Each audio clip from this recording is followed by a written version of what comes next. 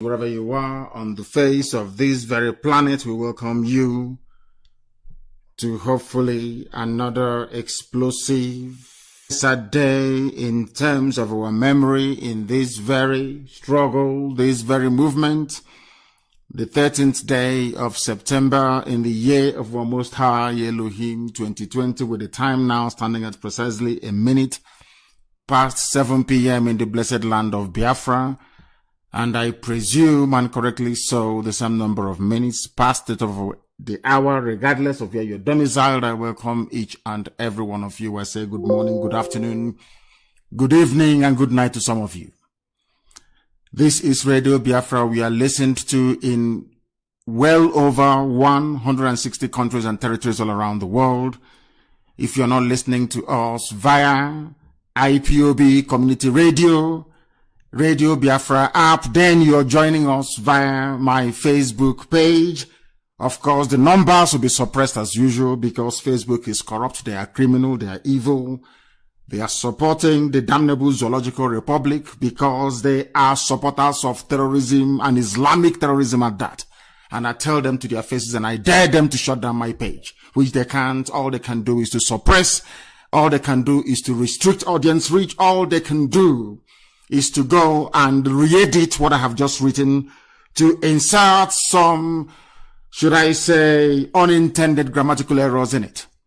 But we are defeating them as we have defeated every enemy before us. We are not going to, should I say, dampen the intensity of our relentless onslaught against the damnable Zoological Republic. We are going to continue full steam ahead. We are unstoppable. That is one thing our enemies must understand.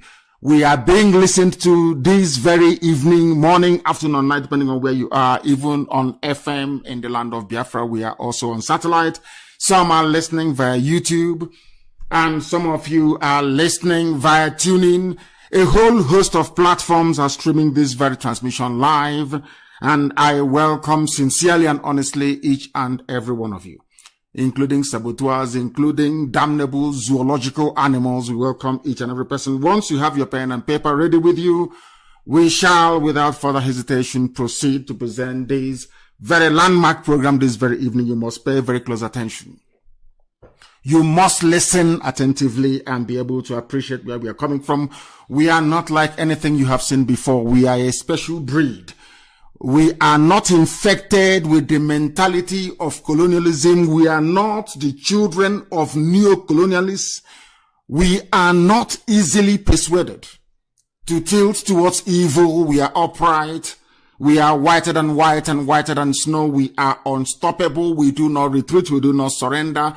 The only thing we know is freedom for Biafra, and that is where we are heading to. And nobody, and I repeat, nobody, no bagger, no idiot is capable of stopping us. It doesn't matter who you are. It doesn't even matter if you possess nuclear weapons. One thing is certain. We shall do all we can diplomatically and, of course, peacefully to restore Biafra. Where that fails, any option the enemy gives to us, we shall gladly accept it and meet them even at a place of their own choosing. We must pray as always. But I must tell you who I am. My name is Nnamdi Kanu. I am the leader of IPOB the whole world over. I am the director of Radio Biafra and Biafra Television. And by the very special grace of the Most High Elohim, a servant of the wonderful people of Biafra. We are unstoppable. It doesn't matter what the enemy does. Not today, not tomorrow, not ever. Anybody who understands where we're coming from will appreciate our doggedness and our determination. We do not capitulate. Our destination is freedom. That very freedom should be found in Biafra, and that's where we're heading to, and no idiot is capable of stopping us. We must pray this very evening. Some people have written to me to say, oh, you're very harsh the way you speak. That is why some Efulefus all over the place are crawling out, because when they go to work in the morning, when they try to speak, their white friends will tell them, are you not part of Nnamdi Kanu's movement that is making it impossible for some of you, or should I say, that have made us to understand that some of you are backwards. You do not reason very well. Anybody from the zoo called Nigeria is an animal because the name was given to you by a white lady. It wasn't given to you by your ancestors. If you say you are a proud Nigerian, it means you're a proud animal, you're a proud idiot. And I must tell you that to your face. Even if you don't like it, then when you go down, you reflect, you ponder, and you think over what I'm telling you, you come to the realization that what I'm telling you is the truth. And you must repent from your stupidity, because we are not infected. You know, that stupid black mentality, we are not infected with it. In IPOB, we are of sound mind, very pure, very clear. We know what we are doing. We know where we are heading to. No amount of idiotic and hopeless distractions can take us away from where we're going to. No idiot can, not today, no, never, ever, ever. And we must pray this very evening. As I was researching this evening before coming on air, it could be your morning, your afternoon, or your midnight, something struck me. I came across a prayer for genocide victims. In this very genocide prayer, let me tell you the extent of the idiocy of some of our people, and of course, the conspiracy. Global conspiracy against Biafra. You know, when you try to explain to our people that we have a lot of enemies, not out of our own making, we have a lot of enemies because of what Biafra represents, because of what it portends for the future of the black race all over the world. Most of you don't understand. Now, it was widely acknowledged even by US papers and publications that what happened in Biafra was a genocide. But you know, the funniest thing is that when you go through the list of the countries where genocide was committed, Biafra is always missing. The only people to recognize Biafra was Israel, in terms of the suffering and the pain we had to endure from 66 to 70. Benjamin Netanyahu a few years ago mentioned it during Holocaust Memorial. He mentioned, of course, the Jews of Europe and Biafra. Now, this evening, you know, the thing about a fool is that they don't reason very well. They don't think very well. They don't reason. The thing about a fool, a traitor, is that a traitor doesn't reason. That is why all over the world, even in countries where where they no longer practice capital punishment, there is always capital punishment for traitors.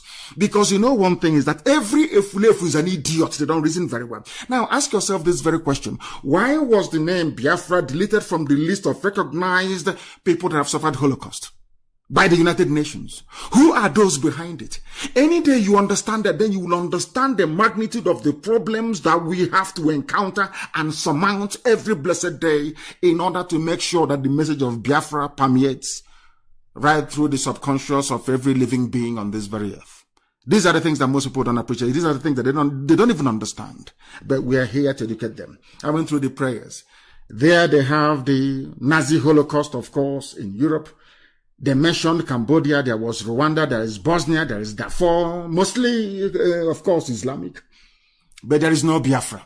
Ask yourself that question, why is there no Biafra? Because of poverty of leadership. Because you have no leaders, you have people, all they care about is their pocket. They don't care about your well-being. They don't care about your rich heritage. They do not care about your survival as a race and as a people. All they want to do is to contest for presidency. That is why we have our people in Benue. Igbo people are also scattered everywhere, cut into pieces. And nobody gives a damn. All they want to do is to line their pockets with the loot they have collected as a result of the privilege they enjoy in political office. All that nonsense is coming to an end because Biafra is coming. But we must pray before we proceed this very evening to bring you what we have in store for you. This is not an original prayer from me.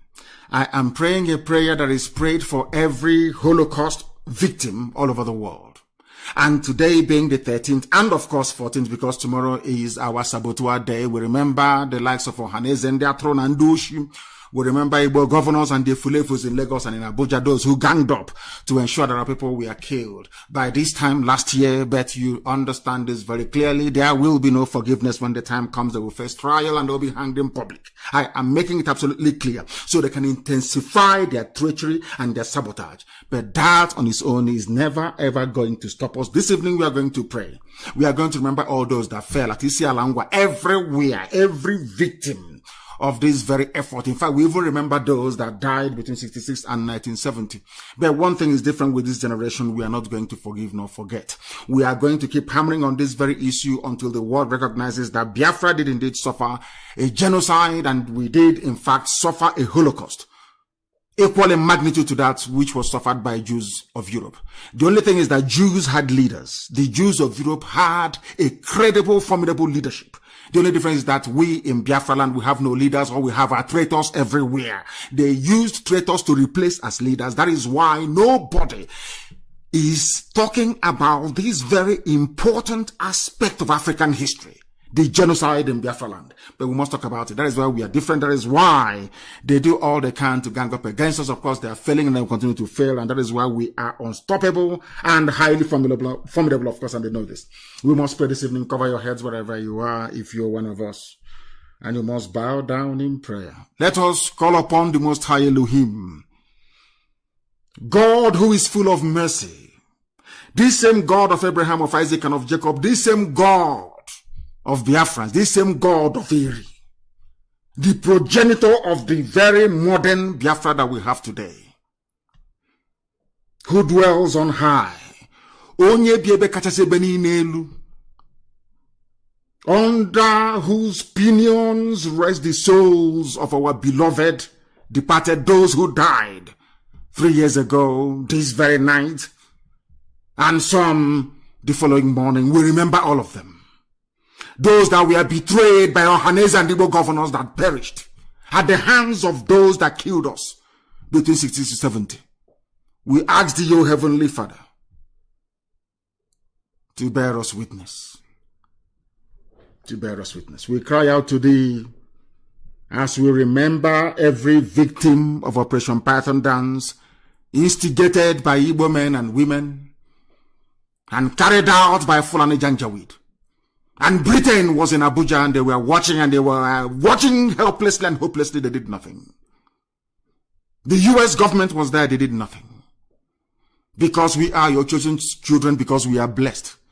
The same way that the whole world kept quiet as Jews were being slaughtered in Europe was how they kept quiet as your children were being slaughtered in the land of Biafra, the land of the ancients, where you said that Biafra will be restored. And we hold on to that very tenaciously. We lost over 5 million between 67 and 70, from 66 to 70. We survived it. We have lost many more. Since then, we are still living. We are still surviving it. Our women, our children, our young, our old, our strong, our weak, are being slaughtered and kidnapped on a daily basis. Every day we are being kidnapped. In Anambra yesterday, we were kidnapped. Everywhere we are being tortured, we are being killed. The videos are everywhere, the pictures are everywhere, but the conscience of the world is blind to it. That is why you, as Almighty God in heaven, will come to the rescue of your children. We cry out today, because we are being tortured to death, we are being mutilated, acid poured on our faces, in borrow pits in Aba, where our corpses were dumped. Amnesty wrote, the world condemned, the world spoke, but nothing happened. The same regime is still in power. The same criminal cabal is still in power. Nobody ever holds them responsible, because the criminality of Britain is to cover the evil that the Fulanis are doing in a damnable zoological republic that you did not create. It was made by man, and so will the hands of men destroy it. Oh, Heavenly Father, today we cry about the horrors of 66, 67, 68, 69, and 70. The full devastation of Fulani Janjaweedism and British hatred for Biafra became very clear for the whole world to see. That hatred has continued. The Fulani Janjaweed have continued to kill, to slaughter with impunity and at will. Nobody holds them responsible if you speak. They threaten you with imprisonment if you speak. They abduct you if you speak. They imprison you without charge. That is the cruel, unjust world that your children are living in. We have pledged ourselves on today that your will must be done upon our lives in this age and in this time, that Biafra will be restored according to your mandate and not that of man. We are human. And in our frailty, O Heavenly Father, we have realized that we as human beings have the potential to choose to do what is wrong or to act justly. Help us to be worthy of your gift of free will so that we can hasten the time when peace and harmony shall banish prejudice and hate from the Fulani.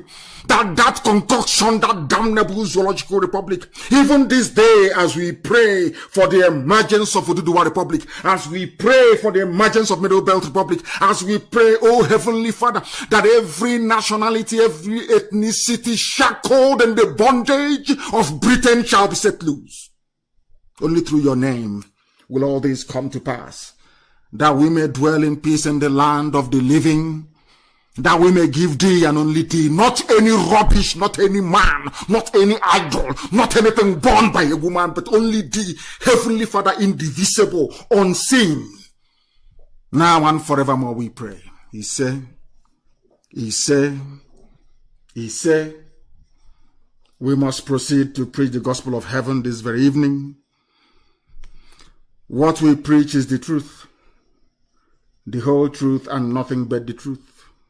Unstoppable. This IPOB is indivisible. I challenge any bagger to try. Indivisible under God. That was the prayer and the oath I took before God in Jerusalem many, many years ago. That this very family is noble. That is why no matter what the enemy does, we emerge stronger and stronger. Woe betide any idiot that will allow the spirit of greed, envy, and jealousy to inhabit their soul. Woe betide the fool. Because here, this gospel is being preached in truth and in every honesty. And only God can see the hearts of men. Only Chukokikabiyama can, not any mortal flesh. You can second guess, of course. You can attempt to predict or to assume. But only the Most High understands the thoughts and the hearts of men. Only God can see in secret. Only God in heaven can see in darkness. That is why we maintain unapologetically our status of being whiter than white and whiter than snow. That is what it means to be in IPOB and a family member. That is why this movement, without the input or support of criminals, is number one all over the globe today. That is why if you are removed, you feel your life is about to come to an end. Because we are potent.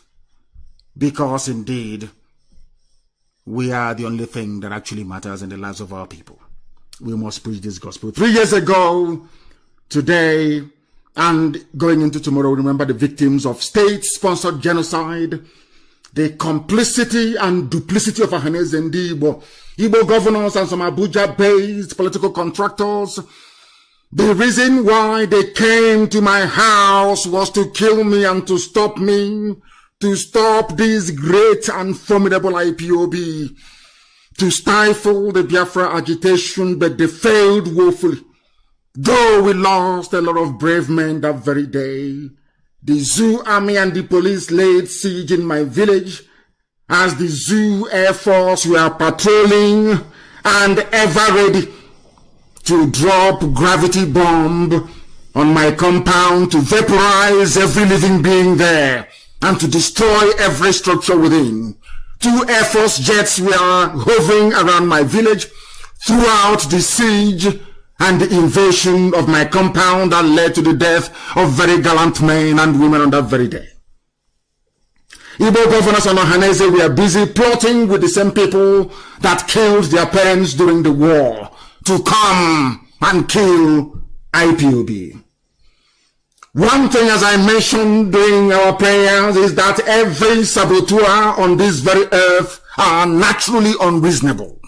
They do not reason.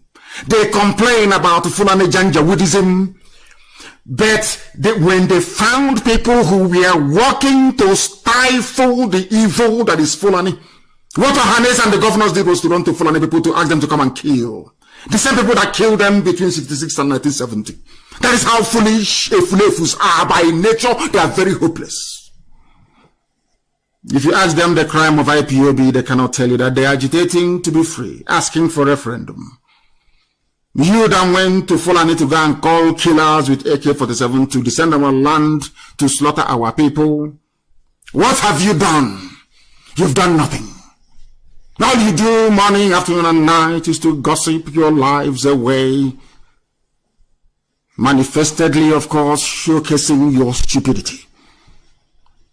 But today, that same IPOB you thought you were going to crush is still here, stronger than ever, working very, very hard to decimate the damnable Zoological Republic of Nigeria. And today, the world understands how rotten the zoo is. Because we always win, as I say, all the time we always win. Always, we always prevail. And in the zoo we have prevailed. They can kidnap all they like. The Hausa Fulani, I wouldn't say Hausa, of course it's Fulani. Hausa doesn't exist. They are servants, they are slaves to the Fulani. They don't exist as a people. All they have is their language.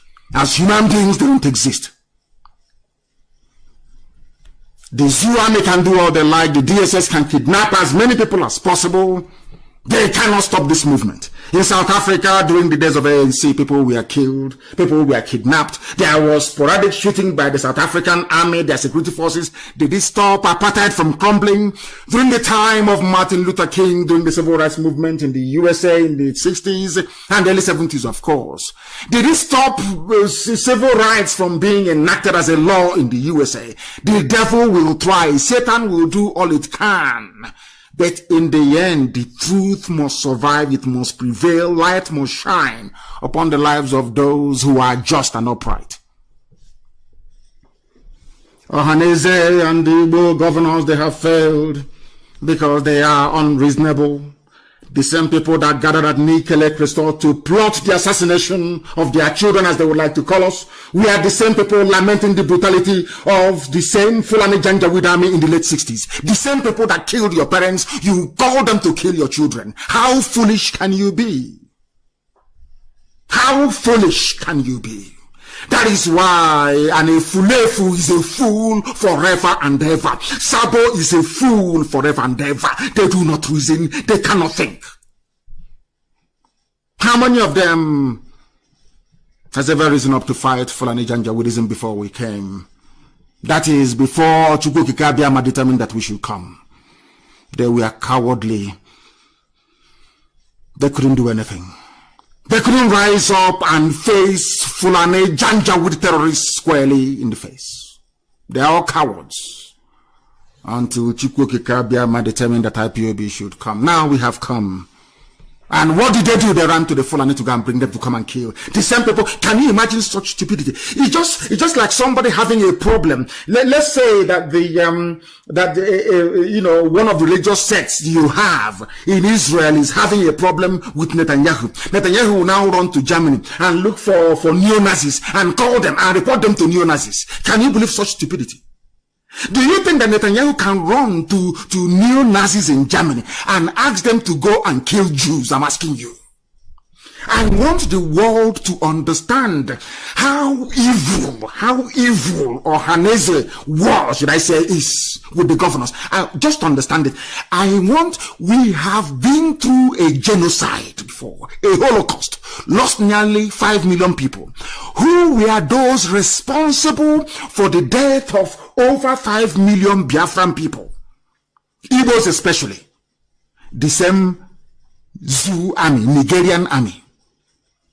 Now, who did Ohaneze, the same Ohaneze that claimed to be, that was formed to protect the rights and interests of our people, and the governors, who did they run to come and kill their own children, so to speak, figuratively speaking? The same people that killed 5 million of them. Now tell me how you can describe any of these people as being intelligent. Please, somebody should explain that to me. It's like Netanyahu going to Germany to go and look for neo-Nazis, carrying swastika to go and kill Jews. Going to Nazi party to go and kill Jews. Because those Jews want something that perhaps he himself doesn't want. How can anybody in their right mind refer to those who instigated Operation Python Dance as intelligent people, as elite, as intellectuals? Just explain that to me. Somebody should please explain it to me in simple English so I can understand. Because they don't know anything. Because they are the agents of darkness. Because they are working for Lucifer. That is why they are the way they are. And that is why they will continue to fail. And I want to prove to you tonight that Elohim Chukwukika Biama is fighting our battle for us. We are just mere mortals. We just exist, doing and preaching this gospel fearlessly. Britain is our problem. That is the truth, because they hate Biafra with a passion. Let me tell you something. A British person who works in the Foreign and Commonwealth Office, who works in the Foreign Service, who have spent years researching what Biafra is all about, they can never love you. Because they know you are the chosen children of God in heaven. Why is my language undiplomatic? I am an Anglophile. I am a British citizen. Anglophile means that, of course, I love and cherish all the values that England have come to represent over the centuries. Why do I speak the way I do? It's because some of them don't want us to exist as a people. An example is the British High Commissioner in Abuja right now. She wants all of us dead. A woman for that matter. A woman for that matter. She wants all of us dead. The only people they want to survive are the Efulefus. Those who maybe 2 years from now will gladly convert our communities of villages and our towns into Emirates. That is what they want. That is what Lucifer is pushing for. That is what the devil wants. But unfortunately for them, there is IPOB, and we are immovable. They know we cannot be bought. Anybody with tiny grain of common sense, you know we are unbuyable and we are not moving from where we are. And God Almighty in heaven is fighting our battles. Ask yourself this question. What did we do to Facebook? Ask yourself, did Biafra offend Mark Zuckerberg? In what way did we offend that young man? How? But he came to Nigeria, collected money, collected cash, bribe from the late dead Buhari. Collected money to suppress Biafra that he doesn't know about. Sometimes, if I am an Efulef, if I'm an idiot, if I'm a saboteur, sometimes I should be able to sit down and reason and think of the array of enemies, very powerful enemies that we have. Before you dabble into your stupidity, into your, not that it has anything to do with us, because you can't do anything. It's sabo, morning, you can't do nothing. Think of the enemies that is to tell you the self-hate that propels these people being controlled by Loretta Onochie, that harlot in Asarok. Some of you don't understand that you are surrounded by enemies. Those enemies are afraid of what you have inside you. They know that with you, light will come into Africa. They know with you, a black man can no longer be called nigger. They know with you that Africa will be liberated. They know with you, you will be to Africa what Japan was to Southeast Asia. They understand all of that. And they are doing their damned best to stop you. Yet you cannot see it because you're a traitor. Let me tell you how Elohim is fighting for us. everything I say comes to pass. Everything I tell you must come to pass. If you're in doubt, there is none of your so-called Papa G or Grandpapa G or all those idiots, none of them has come to 10% accuracy of prediction. Mine is 100%. 100%. None of your so-called, what they do is guesswork. None of them. That you call your daddy in the Lord because you're a black fool in Africa, you have no brain, you cannot reason very well. None of them has come close. And I want to prove to you that Elohim is with us. What is happening in the zoo? We will go to what Obasanjo said. Obasanjo is perhaps the only, apart from Abacha, the zoo have only had 2 decent heads of state. What I mean by decent is not by their performance, but of course they understood the zoo and how the zoo functioned. One is Abacha, or should I say, I will put Obasanjo for the rest is Abacha. Abacha is a representation of the wickedness and the evil of a Nigerian. People that will be there and the police will go and arrest people, students who are planning to protest fuel hike. When the same people, when Buhari was alive and protesting against Jonathan, nobody arrested them. But all of you are quiet. That's how foolish all of you. People say, oh, but stop it. You insult them too much. You're insulting. Why won't I insult them when they are foolish? When people have chosen to be foolish, why should they not? Why wouldn't we insult them? Why not?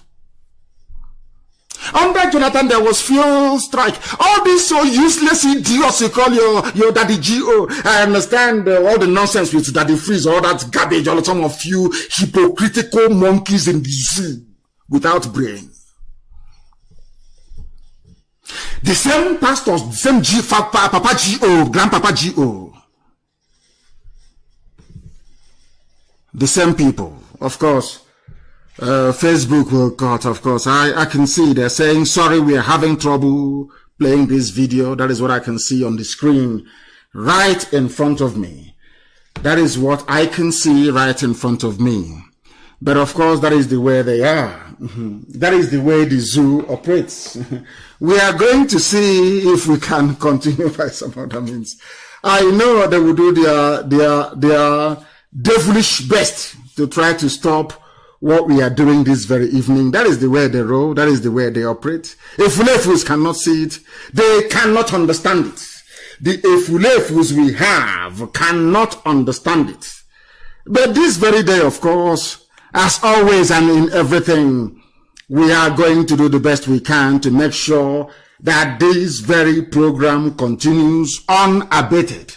They are saying, sorry, we are having difficulties. We are having trouble playing this video, whatever that means. I have no clue. I have no idea. They are trying to stop us from, that was why I said, I knew they will interrupt the program. Of course, I knew that. That was why I said that everybody must please try and get, or try and be on IPOB community radio. They are stopping our broadcast this evening on Facebook. They are interrupting it. They are interrupting it.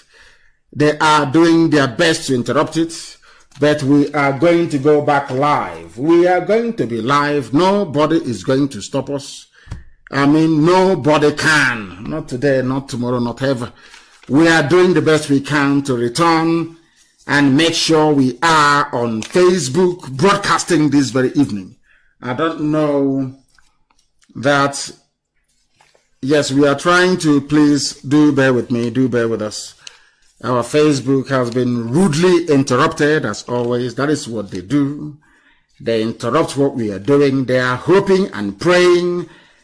Of course, once they do it, they will now cut the numbers of people viewing to maybe 4,000 or thereabout. 4K, that is what they do. So that people following on Facebook will not be able to enjoy this very program. To enjoy this very program, we must continue. We must continue, please. Do bear with us. Do bear with us. Do bear with us. We are absolutely off on Facebook. I imagine we are off on Facebook. I don't know if people can hear me. I don't know if those of you on Facebook can still follow that. I know that YouTube is okay. I need confirmation. I do need that. Oh, they said that Facebook is still live. Absolutely wonderful. So we continue. They said it's still live. So we proceed. If there is any problem, please do let me know. Do let me know from here. It is giving me a different information altogether. That's what Facebook is doing. I think they have some of their staff that is dedicated. They are dedicated to making sure that we are disrupted each time we come live on air, which is a very good thing because it shows how formidable and how strong we are. Obasanjo understands how the zoo functions. And this same Obasanjo have now spoken. He has tackled the idiots in Asorok, the fools they have there, people who are blind. One day he is young, the other day he is old. Nobody knows who he is.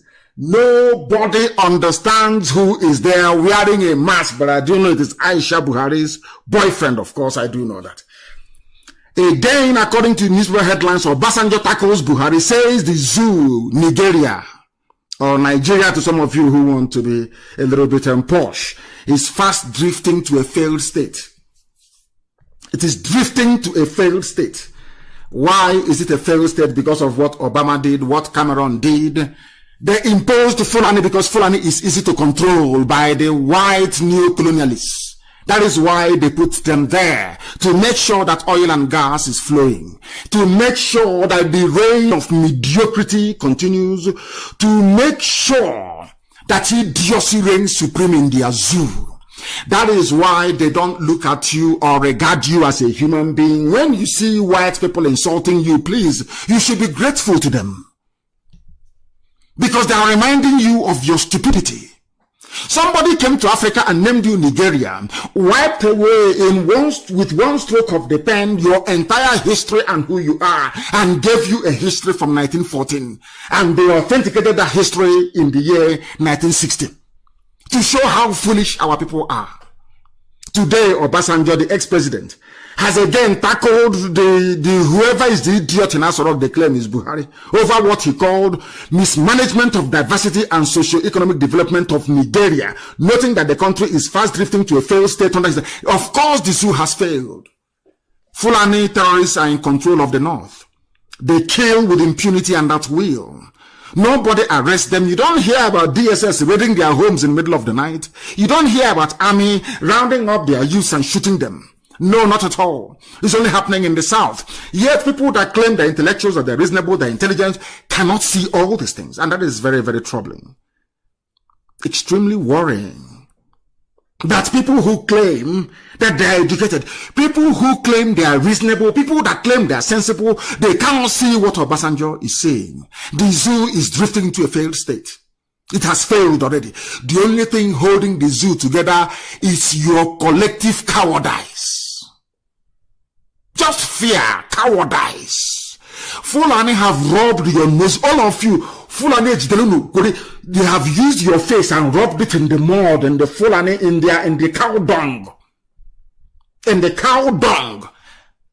The waste from their cattle, they have used all of your faces, all of your intellectual faces and rubbed it in it because you are cowards. You cannot say anything. Fulani controls all your lives, from the presidency to the last DSS idiot in an office, enforcing Fulani Janja Buddhism. Cowardice. The zoo is a failed state. The only thing holding it together is cowardice. And the greed of some traitors who will always be traitors, though that their ancestors were warrant chiefs when the white man was around. You don't know that? Tell me why people will not revolt in a place where those who claim they instituted federal character just jettisoned it, and all of you are just looking. When was the last time a president of the zoo and INEC chairman came from the same region? Since when? Go and check your history. Because you don't read history, because you don't read anything more than 2 lines. Sabo cannot read anything more than 2 lines. These educated illiterates cannot read. I'm asking you, when was the last time? This is the only regime in the world where the head of INEC or Electoral Commission is from the same tribe as whoever they claim is their president. Or the service chiefs. Because the ones they have from Yoruba, they're just decoration. Everybody knows it's just for decoration. All of you are there. And you wake up in the morning and you open your useless thinking mouth to mention one Nigeria. This thing that IPOB is doing, this thing Nnamdi Kanu is doing, to tell you how foolish you are as a human being. How daft you are. How daft you are. Disclosing this at an interactive session with some sociocultural groups in Abuja on Friday, Obasanjo said, today, Nigeria is fast drifting to a failed state to a failed and badly divided state economically. Our country is becoming a basket case and poverty capital of the world. And socially, we are firming up as an unwholesome and insecure country. Everybody knows that. Every fool knows it. Even those who claim that they are intellectuals, they know this. Ask them, why can't you rise up as IPOB has risen? Why not? Do you see that we are the ones who are leading the way? Even that Obasanjo had this courage is because of IPOB. Because before now, all of you were in awe of Fulani Janjaweed. All of you were afraid of them, terrified of. I said they are nothing. These are vacuous, empty idiots. They have nothing to boast of. Absolutely. It's only your fear that will allow Fulani to take over your village. Only if you're a coward. Only if you are a fool will you allow them to take over your land. Look at what they are doing with impunity. Once you speak, they look for something against you, and all of you are there. And I have an advice to give to Obasanjo this evening. Live on air, the whole world is listening. Millions are listening all over the world. I said millions are listening all over the world. I am going to give Obasanjo advice. Because of course Obasanjo is an agent of neocolonialism. Those that want the zoo to remain one, those that built you, it's a thing of pride. It's just like your child. Have you ever destroyed a toy made by your child before? Go to your child's wardrobe this evening or morning or afternoon, depending on where you are. Get one of those toys that your child painstakingly constructed and destroy it and see how the child will behave. A simple example.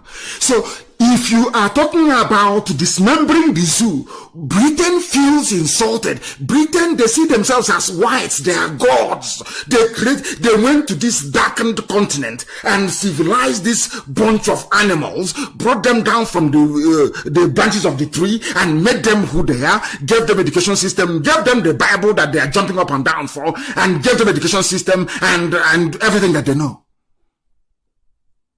Do you understand it?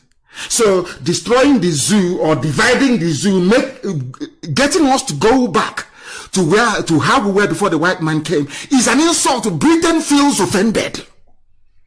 That who are these niggers? Who are these monkeys to attempt to dismember what the superior white people, they are whites, they are European, they are superior. We created Nigeria. How can you divide it? We are your superior. We are your gods. We gave you your names. The names you're bearing today, we gave to you. We gave you Anglican Church. We made sure Catholic Church was there. Everything you are, we made it possible. You're shouting Jesus Christ. We gave you Jesus Christ. Everything you are is because of us.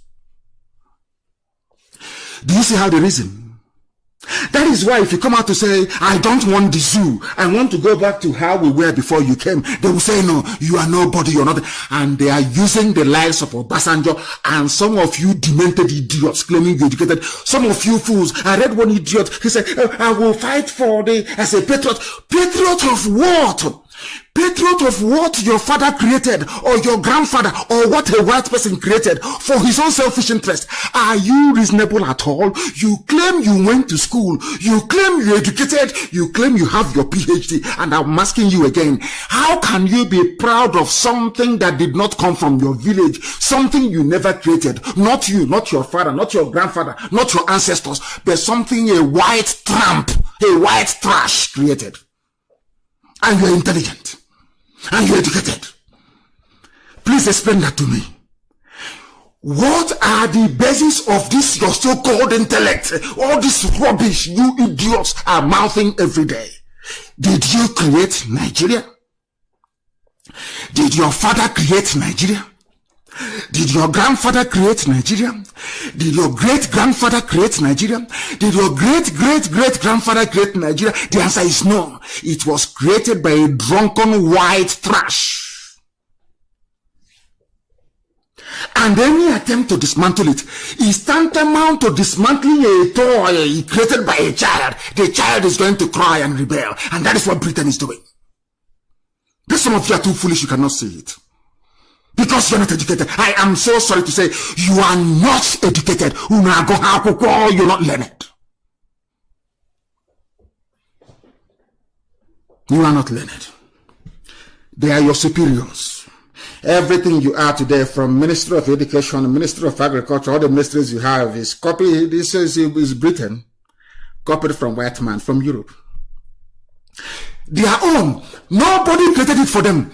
They evolved this system. That is one thing a useless black African baboon doesn't understand. They are masters of this system because it evolved organically over the years.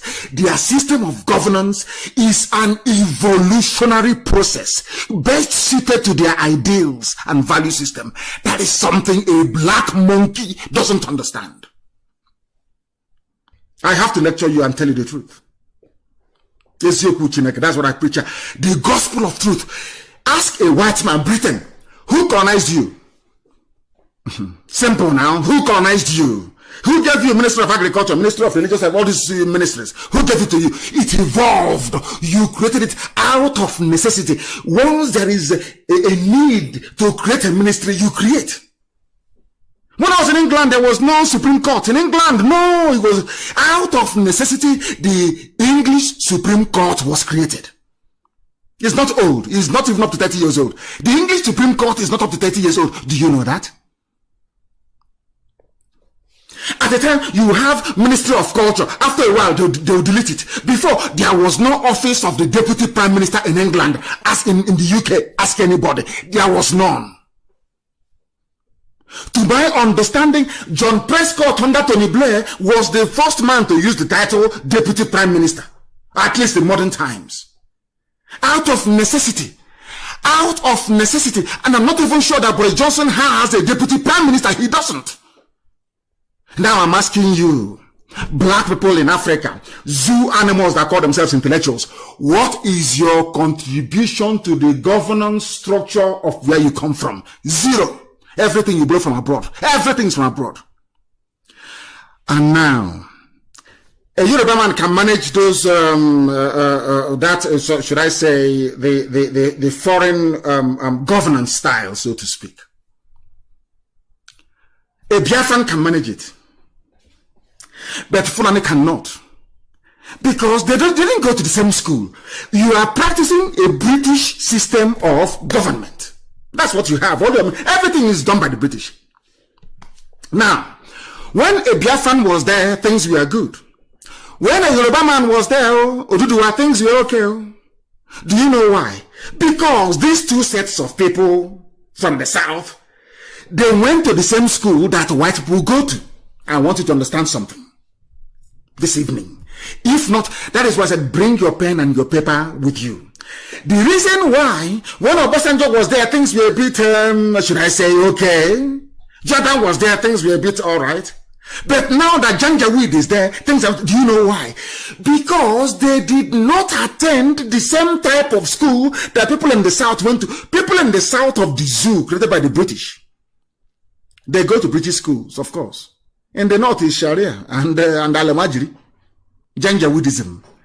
Now, how can somebody who is cool, if we are practicing Saudi theocracy, Islamic theocracy, you see them, they will excel.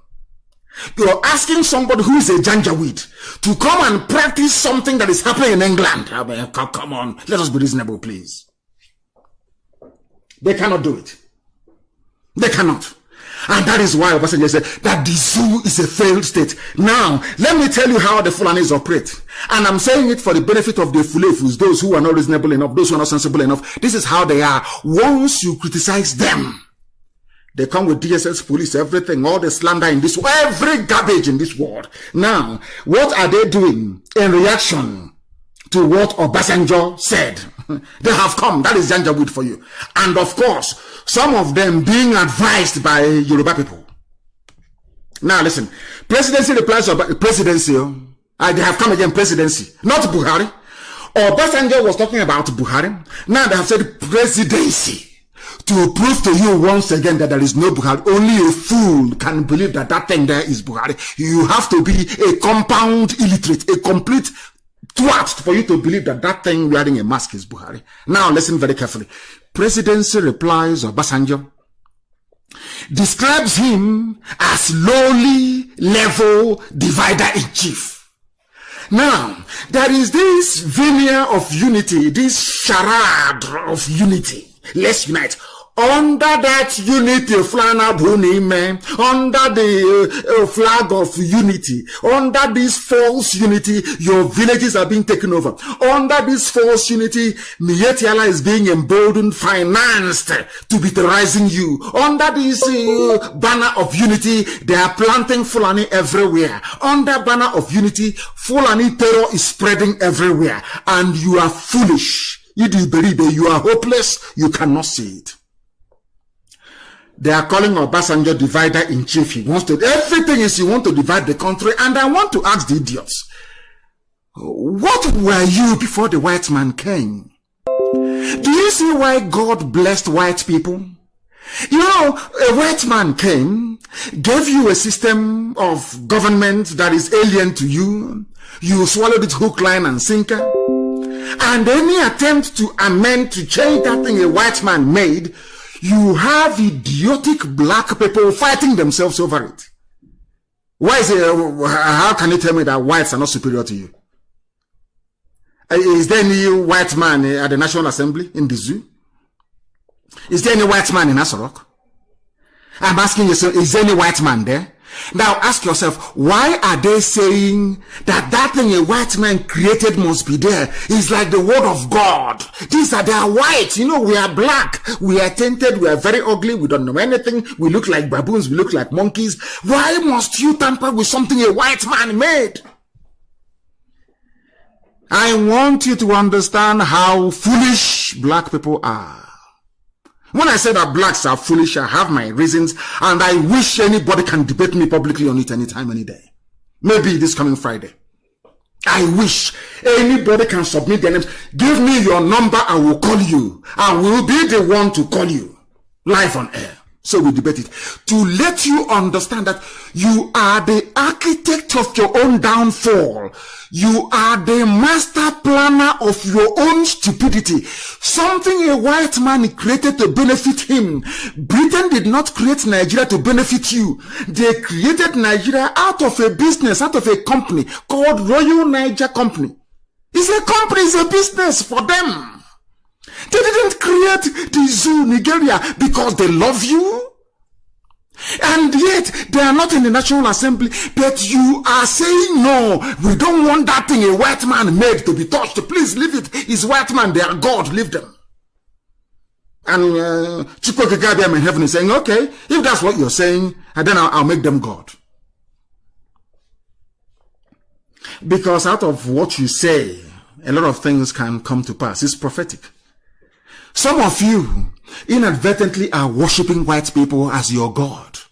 Every day, every blessed day. And God in heaven will say, okay, if that is what you're doing, okay, then I might as well make them God. That is why you are so inferior that you even recognized your inferiority complex. That is why, since it was a white man that built Nigeria, let no black man touch it.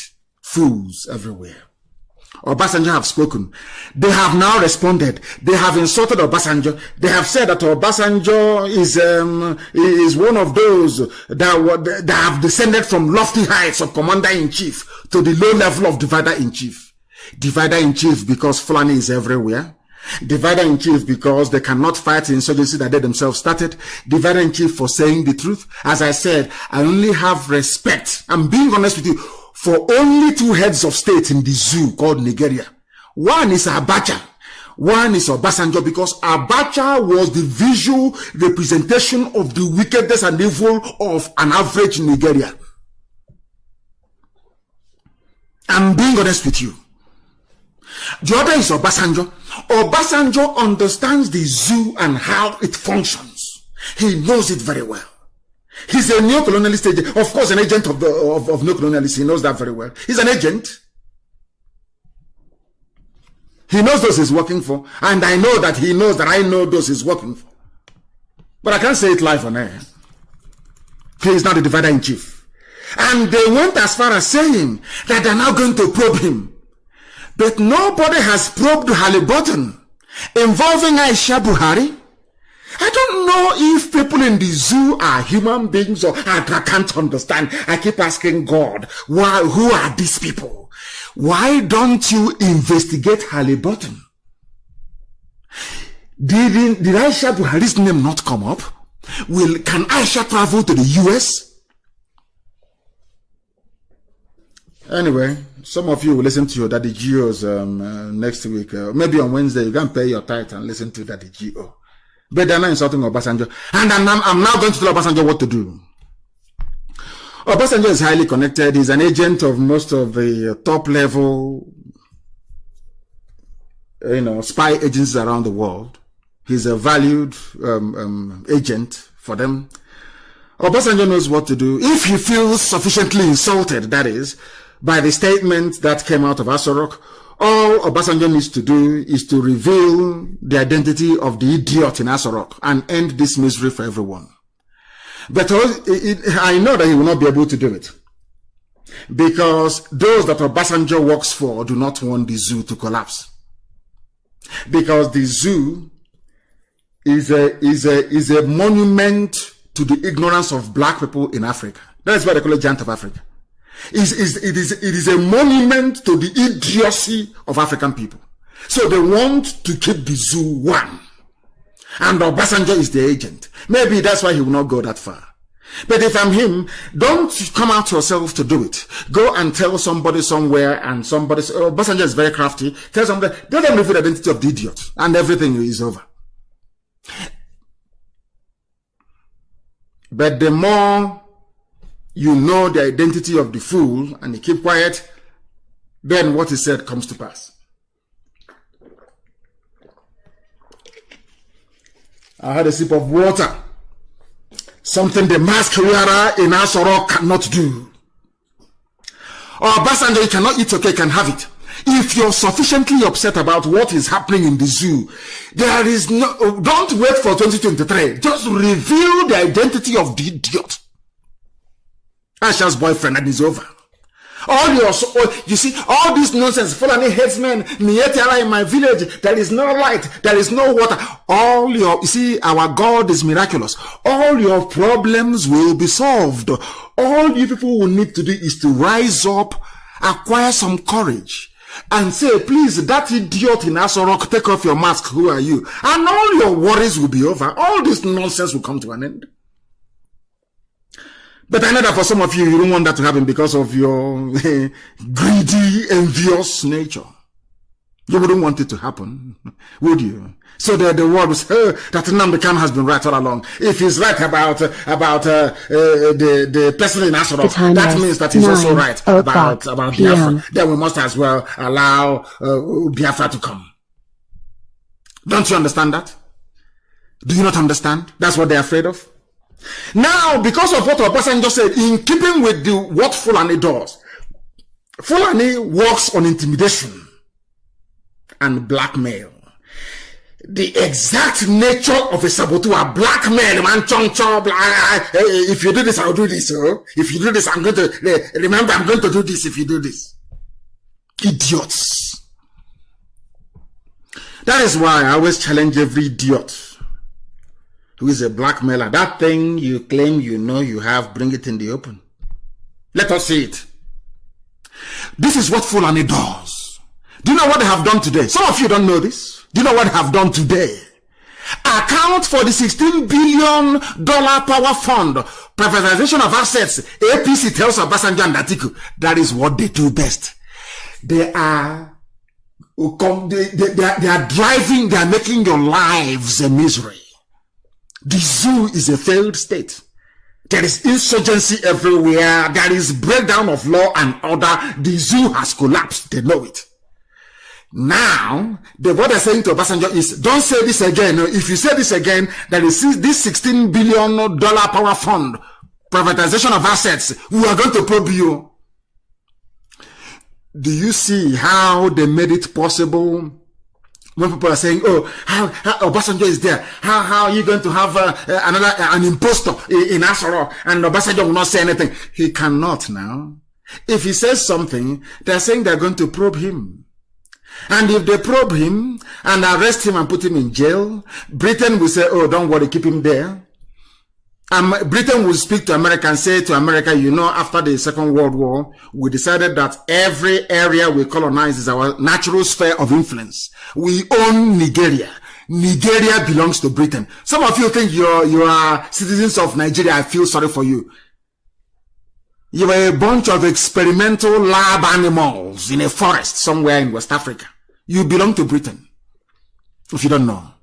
All it will take is if they arrest Obasanjo tomorrow, Britain will tell America, please don't intervene. And that will be the end of it.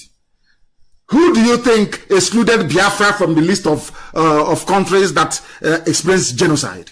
It's Britain. Who do you think did it? It's Britain now and our money. The worst thing is that they use the money coming from oil and gas to bribe all the heads of these agencies to exclude Biafra.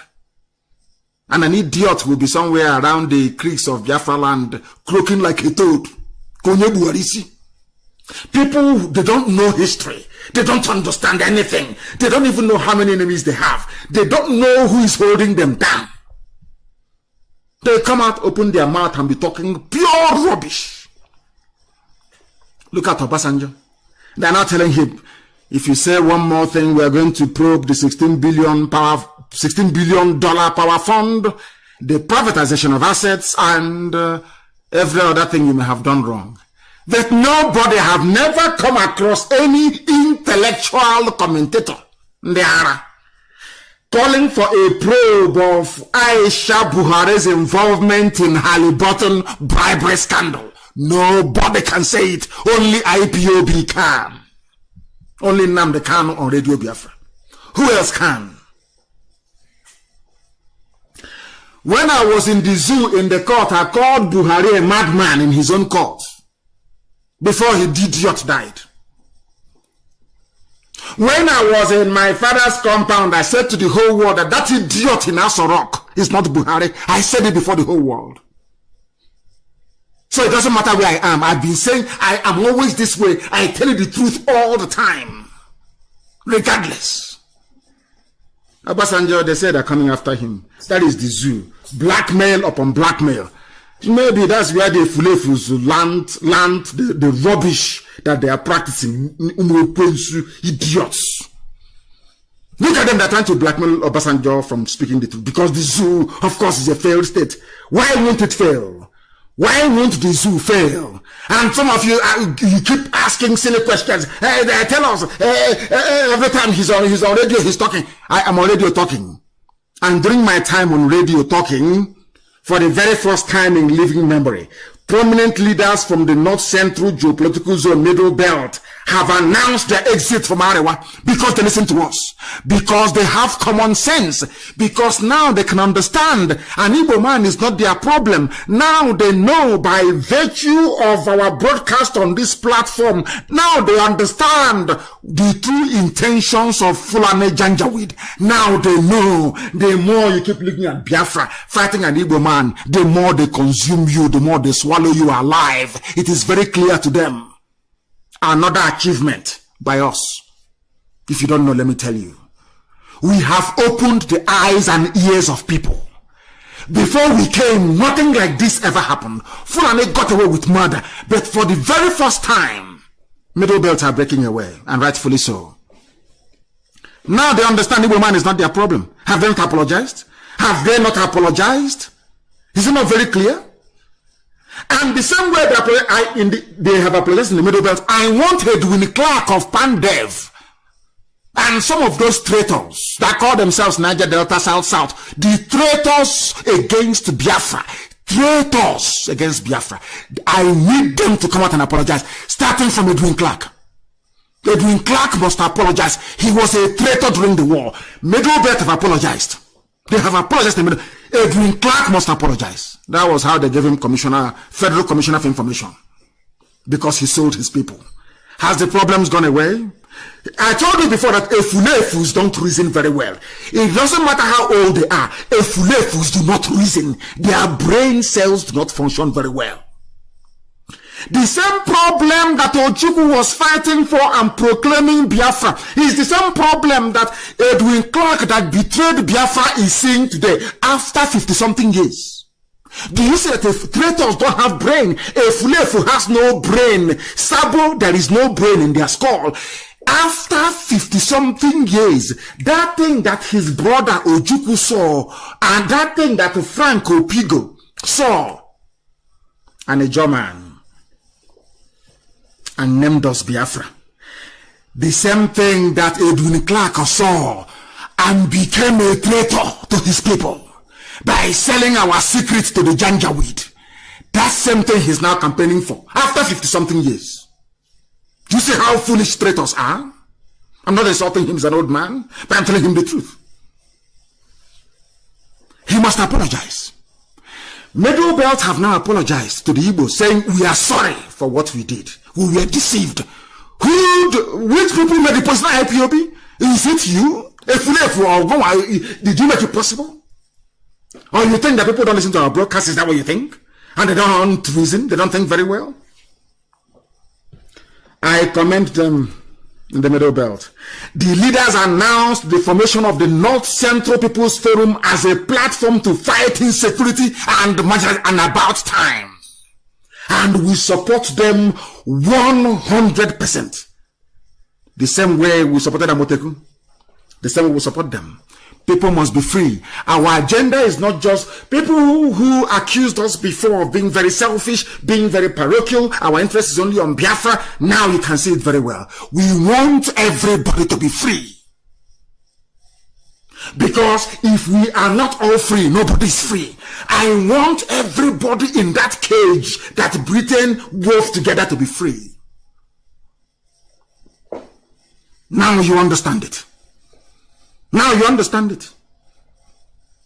Fulani will come and divide you. In broad daylight, tell you junk, and you accept it. The same thing that Britain did, divide and rule. That's what they're doing. Oh, if you make noise, I will go to your House of Assembly. I will overthrow you. I did it in Imo State with Ihedioha. Remove Ihedioha in broad daylight. For no justifiable reason, Ihedioha was removed from office. And everybody kept quiet. And they say, oh, we have succeeded. We can do anything we like. And once they grab an Efulefu and make him whatever rubbish the idiot wants to be, the idiot starts to sing Fulani praises. And you see Hope Uzodinma, the Supreme Court governor. After maybe 40-50 years now, you see the idiot. He will start fighting marginalization. But of course, by then we'll be gone. And who knows, the idiot will be tried and hanged somewhere. Fools everywhere. Addressing journalists in Abuja, the group said, in spite of the abundant mineral and human resources in the zone, the North Central was bedeviled by vices like kidnapping, banditry, and other forms of criminality. Who are those criminals? Is there any TV group of bandits? Is there any Bachama group of bandits? Do we have any Nupe group of bandits? It's always Fulani. And the same Fulani are in charge of police, in charge of the army, in charge of Asarok, in charge of everything. The same people. In charge of customs, bringing in arms. Now you understand it, don't you? Every Sabo you see, every saboteur, every idiot, even those that will rise up in the Middle Belt, after many years now, they realize their mistakes. And say, oh God, forgive me. Things were different then. After 50-something years, Middle Belt have apologized. And that is why they can come out in the open and say, we are now breaking away from the North. Because they know they have our support. They know that very well. If you want to be free, you have our support. It's not about oil or gas. Any idiot can take the useless oil. In fact, the whole world is not even buying oil and gas anymore. Only an animal will believe that oil and gas will sustain him or her in time to come. Rentier economy. I commend the Middle Belt for their bravery, and they must stand on it. Of course, with the likes of Jeremiah Hussein and all the rest of them, they'll stand on it. These are hardened military men. They'll stand on it. Fulani cannot do you anything. I'm telling you, they can't do nothing. What they are afraid of is the coming together of our people. If the Middle Belt, the East and the West can be courageous enough, not just issuing useless, meaningless praise statements, to come together and say Fulani, a piece of Fulani will run away. They will do nothing. They are using their classic. They will now go to their villages and raise some other, give some other people money, give them houses in Abuja and say, go and challenge Jerry Husseini. Go and challenge David Bami Boye. Go and challenge Olusola Akomode. Go and challenge them. Challenge them. Tell them what they're doing. They want to divide our country. Divide a country built by a white person. Are you mad? Are you mad? Are you insane? We are preaching the gospel of heaven. This is Radio Biafra, 11 minutes past 8 p.m. in the blessed land that Chukwuka Biama made for the habitation of Biafrans, not from Yetiala. Not from Yetiala. Look at them. Ebonyi State. Umahi, you're the president, yes. Okay, see, you want to be president, yes. Every idiot president. And they are busy working against their people. They are busy allowing foreign police commissioners, foreign DSS director, foreign army commandant to be terrorizing their own people, because this idiot has the selfish interest of being a president. And they are very clever. They pay all these brown envelope newspapers. They give them money. They be writing, it's our turn, 2023, equity and justice, fairness and all that rubbish. The only equity and justice we deserve is freedom. Not another idiot in Asorok. That will make no difference. I commend Middle Belt, please. Thank you very much for this. It's very bold. A very bold move. We support you anytime, any day. You call upon us, we'll be there for you. Not those people that have nobody following them. It's IPOB. You call upon us and we'll support you anytime, any day. And then Fulani will leave you alone. All these banditry, killings in southern Kaduna can come to an end within 7 days. Only 7 days it will end. Only 7 days it will disappear. All we need to do is to come together and say to hell with Fulani, and they are gone. And people are busy messing themselves up, telling me the intellectuals talking rubbish. I may not belong to, I am a defender of Nigeria. Nigeria, did your grandfather build Nigeria? You idiot talking about, I'm a patriot. Patriot of where? So, upon the whole school you went to, a white man came down and erased your history before 1914. And you're happy. Oh, Chineke, my brother. These black people. Black. Unbelievable. That is what they do. It is high time also, if they want to show us how serious they are. I think that Samuel Otom can do it, the governor of Benue State. Can lead the Middle Belt governors to stop attending meetings with Northern Governors Forum. Pull away from it and the whole rubbish. All this Fulani garbage will come to an end. It's not difficult. They can't do you anything. You are an executive governor. You are immune from persecution. All you need to do from the Middle Belt is to come together and to say, enough is enough. We are pulling away from the Northern Governors Forum. This Fulani garbage will come to an end. This Fulani terrorism will come to an end. Don't you understand it? You know what they're going to do now? They're now going to go through the back to start begging them. Oh, we can be one. We can stop the killings in southern Kaduna. We can stop the banditry and the lawlessness. Let's be one. You know, one North, according to Ahmadu Bello. Let's not stay one. That's what they're going to deceive you.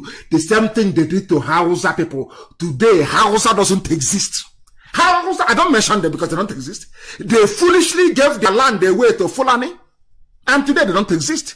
The same thing that some idiots, some Fulefus want to do in Biafra land, and we are saying no to it. It doesn't matter how many fake accounts you open. It doesn't matter how much Loretta Noche has given to you. It doesn't matter the garbage that comes out of your mouth. We are unstoppable. We are going to teach all of you a lesson that you will tell, if at all you are alive, to tell your children about. And there are mad people everywhere. And I want to ask, things are happening in the zoo.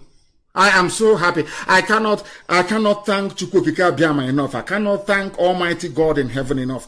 The Middle Belt are now breaking away, forming their own socio-cultural group away from Arewa. I want the governors, please, to follow suit. Governors of the Middle Belt, rise up to the occasion and do something decent. And today, I am glad and very happy to report, very, very happy and pleased that in London, these are the Oduduwa people I want to work with. These are the people who are serious. People talking about freedom. Not those talking about let's amend, let's restructure. If we restructure here and we restructure and they're playing and messing about with you. They are playing and messing about with you. Oduduwa Republic campaign was in London today, 13th of September. I have seen the pictures and I want those pictures posted, please, that the world may see it. These are the people we should be talking, and I know they're serious. For once, I now know they are very, very serious. And these are the people to talk to and to work with. They want freedom. All that Nigerian nonsense, one Nigeria is garbage. You are a slave and a prisoner to any Fulani Janjaweed that comes in. That money, your people will... Look at Obasanjo was there. Are you telling me that an Igbo president is going to do more than what Obasanjo did? As rubbish. Fulani won't let you. They won't allow you. If you talk too much, they poison you or they assassinate you. Britain is there. Britain is the gatekeeper to keep you away. If you don't know, let me tell you. People say, why I'm saying it now? Because they will never love you. Are they going to love you? Will they? People that kept away your name from the list of countries that suffered genocide, despite starving you to death, over 5 million people dead, they still took off your name from the list of people that suffered genocide. Are you telling me they will ever love you? When is that love going to happen? When? I keep asking you. When will it happen? I was even hoping that Conservative Party that is a little bit more humane will do something, but of course the hatred for Biafra is overwhelming. Their hatred, they know something that some of us know, but you as a redundant fool if you don't know it. Ask yourself why. Why would Britain, swear that this country will never emerge? There'll be no Biafra. Ask yourself why. What did we do to Britain that others didn't do to them? They swore that Biafra can never emerge over their dead body. And that is why God is dividing them. We watch and see what's going to happen to Britain. And I said to them many, many years ago, Britain will be divided. Every country will be on their own in Britain. And the funniest thing is that I will tell them that God is doing this to you because of your role in Biafra. They won't believe it. They'll say, these are a bunch of niggers. But that is the reason why Britain will be divided. And you will see it. And I don't say things for saying sake. When it happens, I would refer you to today's program. I'll say, remember when I said it? I commend the Oduduwa Republic agitators for rallying today in London. It is commendable. They must come out. Because if you have pride, if you have a little bit of shame, you must understand that coming out and campaigning for your freedom is the best thing you can ever do to yourself. Very, very important. We must proceed. This is Radio Biafra and we are live and we're there and the whole world, of course, is listening. I want the Middle Belt governors to please break away. You must break away because if you do not break away, what you will have is the headline police and Fulani headsmen working together against themselves. It's there.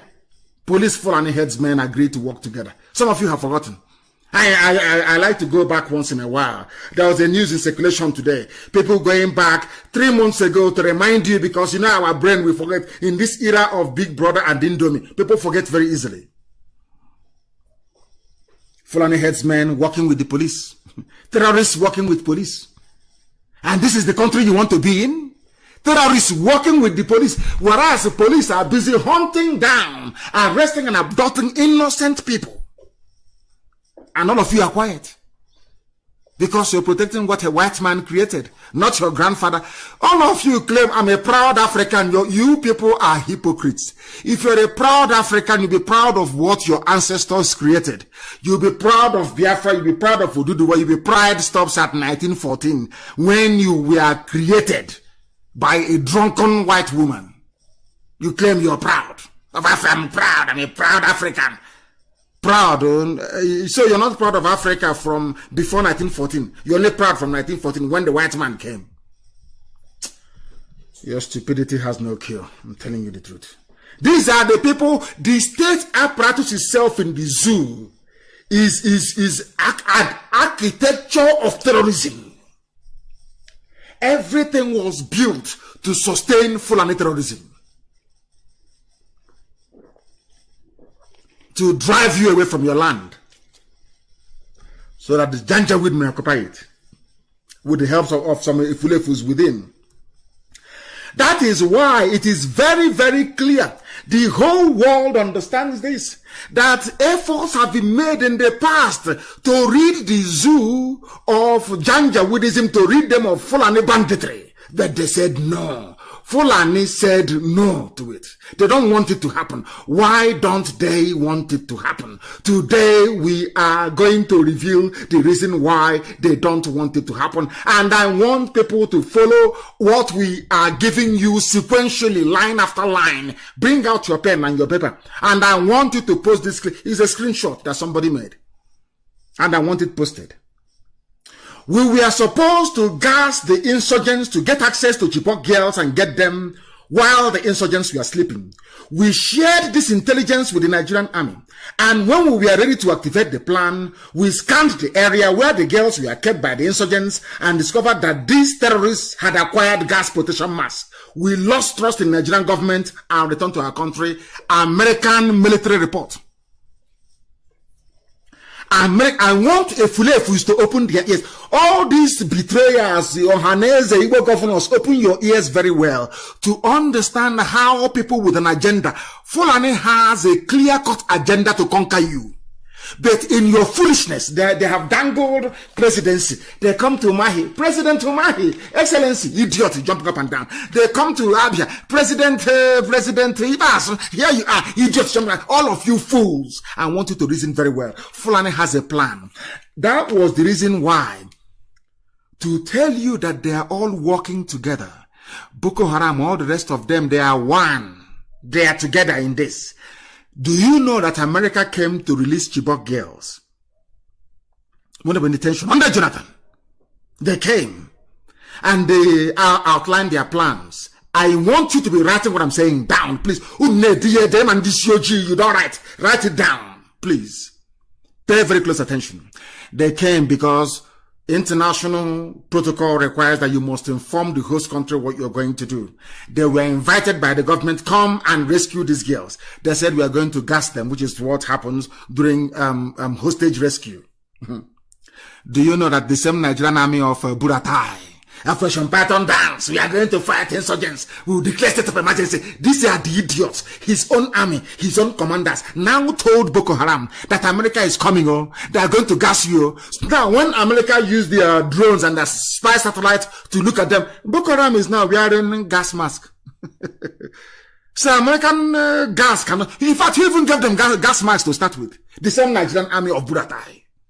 Telling you about one Nigeria. We are doing Operation Python Dance to save one night, to keep Nigeria's territorial integrity. Some of you idiots don't know that when he was saying that rubbish, he was saying one Nigeria for the habitation and occupation of the Fulani. Because some of you are fools, you don't know. You're not learned. You may stitch one or two sentences together in English. That doesn't mean you're learned. You're foolish. You cannot reason very well. When Buratai was saying, we are doing Operation Python Dance, Operation Crocodile Smile, all that rubbish. They are doing it because they want to keep the powder dry for Fulani to take you over. It's a very simple game. It's a very simple trick. If Buratai had believed in one Nigeria, why did he pass information to Boko Haram, telling them that America is coming with a gas agents that put them to sleep? Now you understand, don't you? You and your foolish one Nigeria. All of you idiots, to some of you editors of newspapers, all of you, because you're in Abuja enjoying, they bring the money you because you're a black man. You are evil. They bring money, you share, you divide amongst yourselves, and you're eating large, sending your kids for summer holidays in America, in Europe. You're having fun, and others are dying that they're suffering. Others are dying and suffering because of your treachery, because of your longer throat, because of your primitive disposition to wealth acquisition. It doesn't matter from where you will collect and betray your conscience. Please publish it on my page. We were supposed to gas it's everywhere, but I'll probably put it on my page. Facebook can suppress it. They can even allow only 2 or 3 reactions. That is their business. But people are reading it.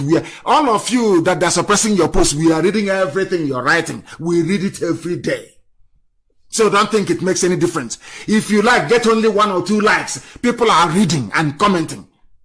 It's Facebook that wrote that once they see you and they feel that you're antagonizing the zoo, Nigeria, the money they were given, they have to do their work. That's what they're doing. Zuckerberg, that's what his job is to acquire, to accumulate as much money as possible. Where he's going to, if he's going to his grave with it, I have no idea. We were supposed to gas them, but when we got there, Boko Haram had gas mask. Who gave it to them? This information, listen to how human beings reason. You know, we blacks, we don't reason very well. You know, our brain is not that correct. Listen to how people reason. We came to rescue Chibok girls. Boko Haram were holding them hostage. Boko Haram were holding the girls hostage, Chibok girls, yes? And we came to rescue them. When we arrived, we shared our intelligence with Nigerian army. We told Nigerian army what we are going to do. The same Nigerian army in Enugu shooting people, unarmed people. Listen very carefully. The same Nigerian army in Enugu attacking unarmed people that did nothing. The same army, America told, the U.S. Special Forces told them, this is how we are going to rescue your girls. And that evening, the same Buratai's army told Boko Haram that the U.S. is coming. Please put on your face mask. In fact, supplied them with gas masks and they put it on. So that when America now flew their drone to monitor the environment, they saw that Boko Haram now had gas masks on. It was over. That was when Obama decided that, in fact, it was even Obama who planned it.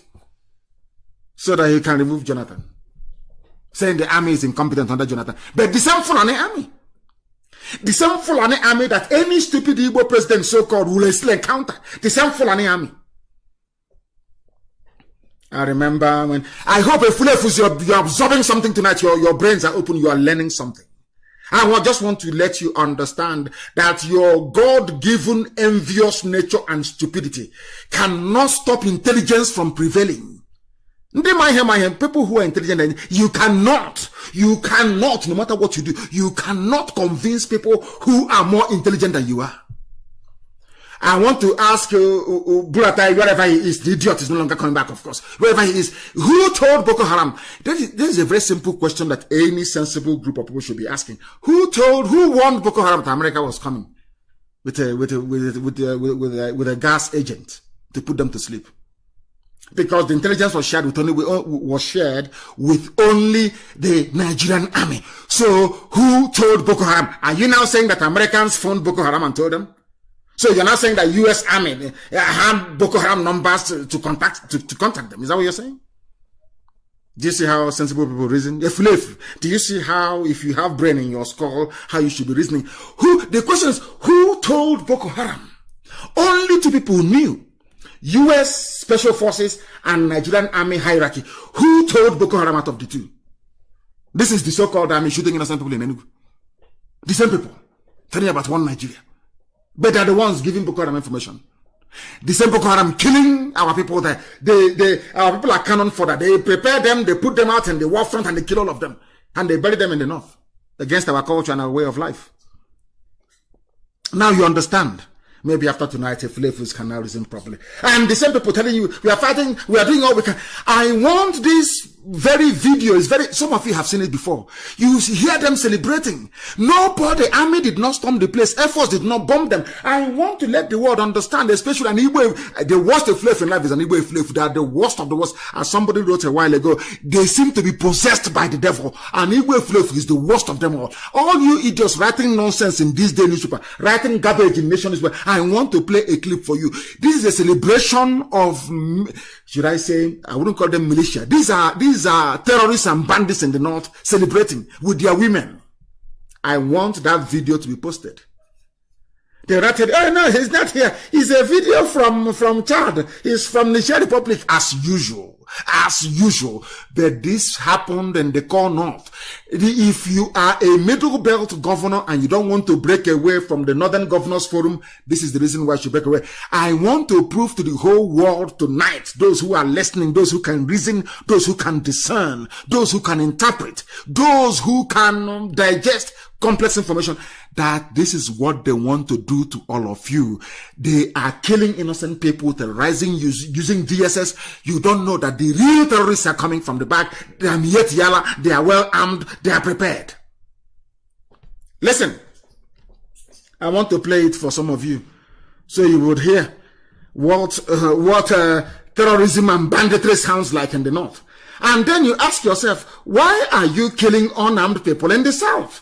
Why are you storming people's homes in Anambra and abducting them? DSS, you have not seen these people? That is the question I want to ask DSS tonight. Have you not seen them? I want to play the clip for you. Please, can somebody please post it on my page as well, please? The list of this.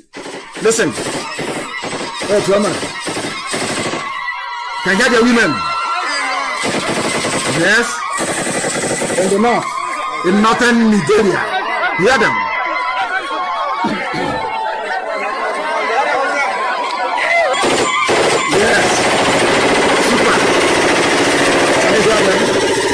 And the women are jumping up and down.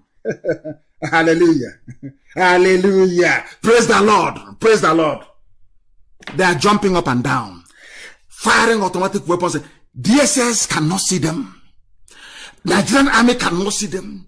82 division will not see them. 95 division, airborne brigade, assault. Those that killed Ghana in Benue cannot see them. There is nothing like amnesty. These are armed bandits to the core. These are Fulani. They have come to kill you and take over your land. As you are doing your one Nigeria idiotic.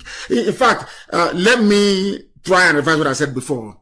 We are going to make a list of all the Fulefus. And let me make it very clear, please. Anytime you see Miyetiala terrorists in your village, direct them to the house of all these Fulefus. Let them go and occupy their villages. Maybe I can allow that. So they will see what it's like. Because this nonsense is too much. These are armed gun. These are gunmen. These are insurgents in the north, all over the place. Nobody is abducted. Look at their wives celebrating. You know that thing they do? All that rubbish. Look at their wives celebrating in public with them, with their assault rifles. If we try this thing in Biafra land, oh my, you will see all the intellectually idiots in the world. They will be at the forefront, castigating, writing rubbish. Now, where are they when these things are happening in the north? Where are you people? Look at those who are coming to take your land from you. Their women are in support of them. Look at how they are celebrating. Look at what they are doing. What does that tell you about your useless, wretched, gutter intellectualism? Because you can write 2 sentences or stitch them together, you think you're an intellectual. You are a fool. You are a born idiot. You're a fool. Look at them in the north. These are the people fighting terrorism. Britain will not say anything because Britain wants your life to be, they want you to be a slave forever and ever. They created Nigeria. Who are you to break it?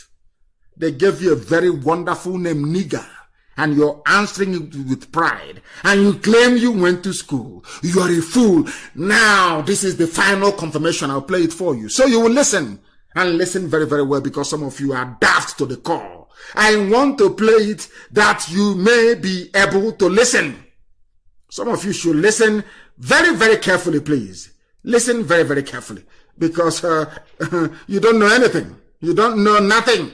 Absolutely nothing. Listen to what is happening in the zoo about your so-called Buratai, hard man. I remember people saying when he look at Tinubu, people without shame. There is no shame before their eyes. The Tinubu sold this wretched dead man to you. They knew he was a dictator, incompetent, foolish, diseased, and dying. They gave him to you. Let us hear what is happening. Please post this other video as well, that the world may know, so that Britain will know, that we know what they know, that they are supporting terrorists. Bunch of terrorists. Let us listen, please.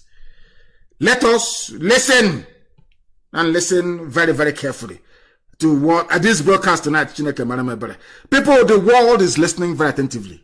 Please, hear this. And then mop up one area in the south was the start, and after that was done, mop up in the north. The division would follow behind, occupy terrain.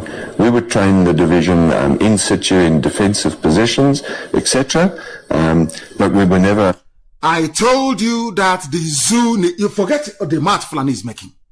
I told you that they have never won any war on their own before. They always rely on Daddy Britain. Daddy Britain, come on. You know the same way you have your Daddy G.O. is how the Fulani sees Britain as their Daddy Britain. They go to Britain and they beg them, please, Daddy, we are suffering. That Igbo man has come again. Oh, these Biafra people, Daddy, do something. Britain will say, oh, don't worry. My favorite idiot in the zoo. Don't worry, I'm coming. My favorite animal. Don't worry, I'm coming.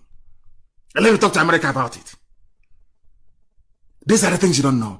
Do you know that they went to South Africa to go and hire white mercenaries in the Ocha Oyibo, white, to go and fight for them?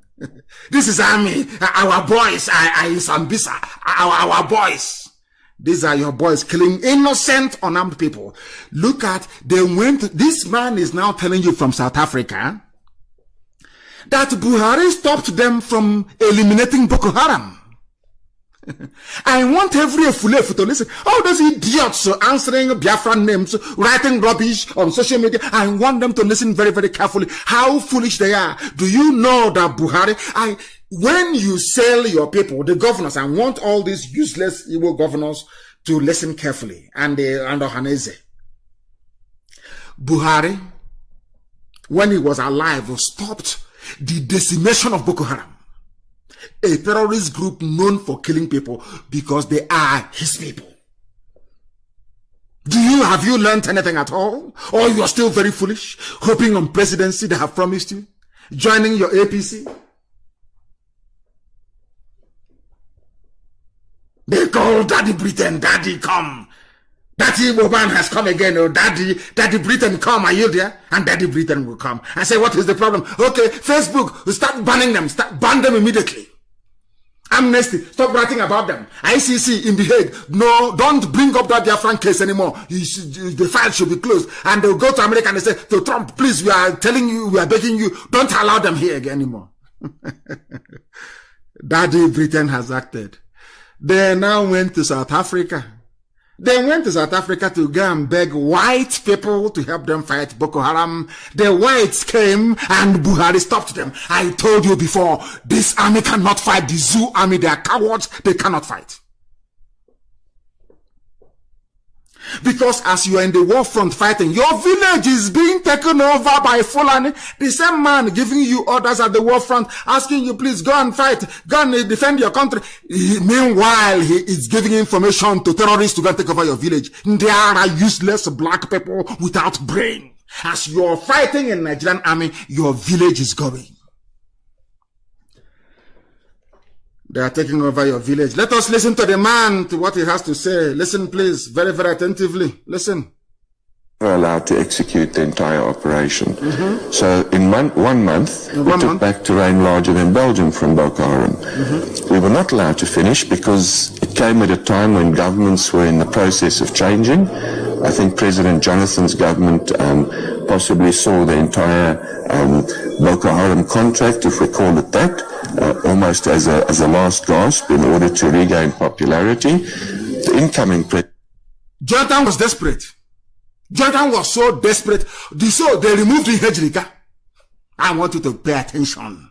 Ihejirika is a Biafran and Igbo man, a general with pedigree, was decimating Boko Haram.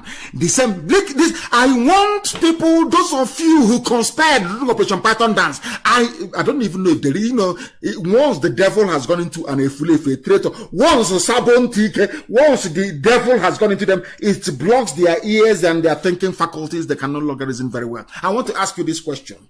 Ihejirika was fighting insurgency, defeating Boko Haram. Boko Haram were killing people, bombing everywhere. Sultan of Sokoto, Buhari, all of them ganged up. Go and do your research. Sabo, go and do research. They ganged up and they said to Jonathan, you must remove Ihejirika. And Jonathan duly obliged. Of course, he's a coward. He obliged and removed Ihejirika. And as soon as he removed Ihejirika, Boko Haram was everywhere. They now went to South Africa to go and bring white people. Jonathan signed the contract, hoping that all that they will help him to get it. Because Obama said, if you cannot defeat Boko Haram, why should you go back again? So Jonathan was very desperate. But the handwriting was on the wall. Because every Fulani general in the army was a Boko Haram. They were supporting them. But some of you idiots don't know this. You think they're fighting them? Of course not. Of course they're not fighting them. Go and look at what is happening in the north. This man, listen carefully. Please post this very clip on my wall. The reason why I'm touching on is I need people to understand the depth of hypocrisy in the zoo. The depth of that the Nigerian army cannot fight any war. The only thing they do very well is to kill civilians because Britain will defend them. They can come to your village and massacre everybody in your village. Believe you me, no foreign paper will report it because Britain will make sure that nobody hears about it. They are only good at killing civilians. Abducting Nigerian army, they are cowards. They cannot fight. They only fight unarmed civilians. Once you're armed, they cannot come to you.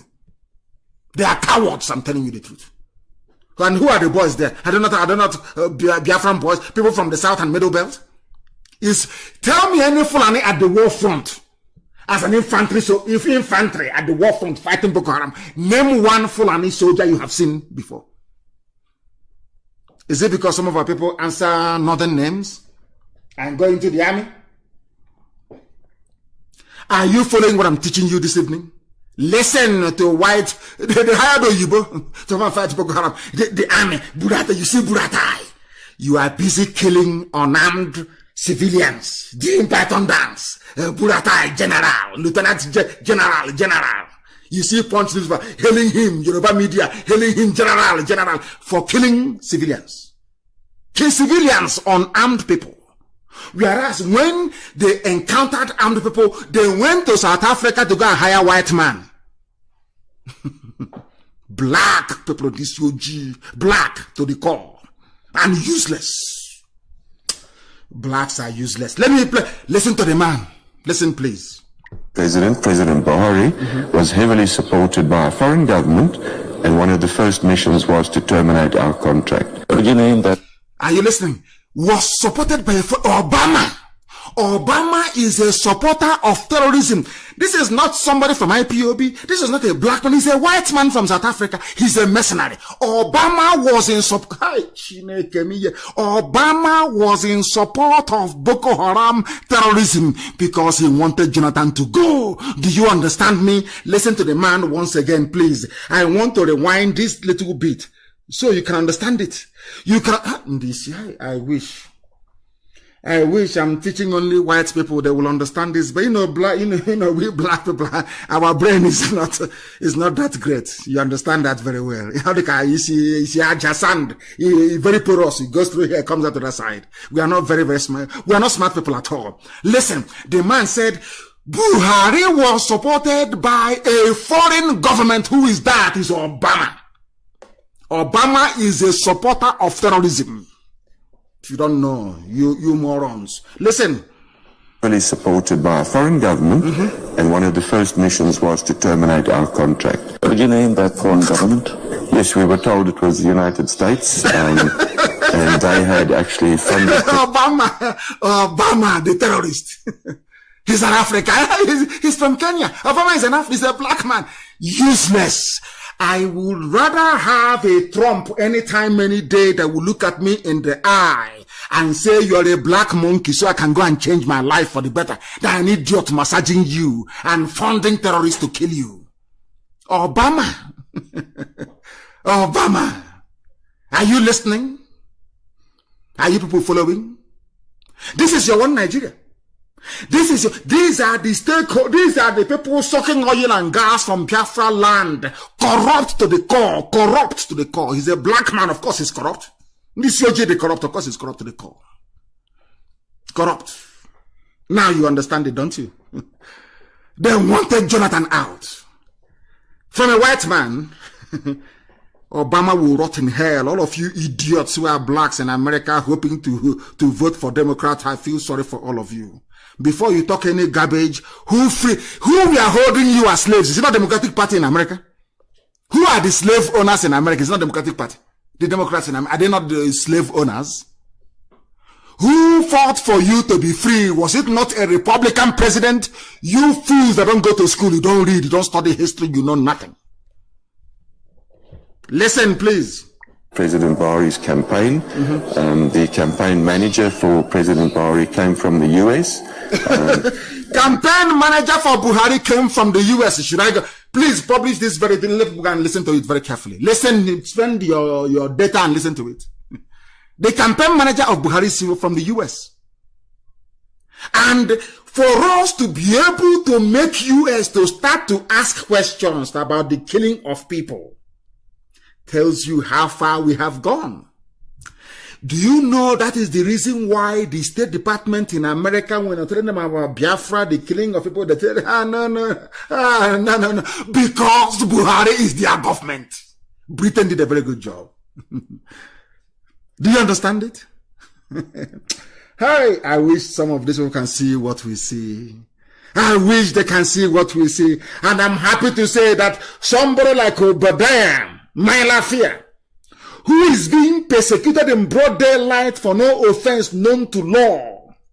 Fulani people are killing his people. He is the one being invited by DSS. Sometimes I sit down and I wonder and I ask God in heaven and I kneel down and I say to God in heaven, have you seen black people, what they are doing? Do you see the way they reason? Are you sure they're human beings? Because if they are, how come many people are not rising up to say that the persecution of Obadiah, my Lafia, is wrong?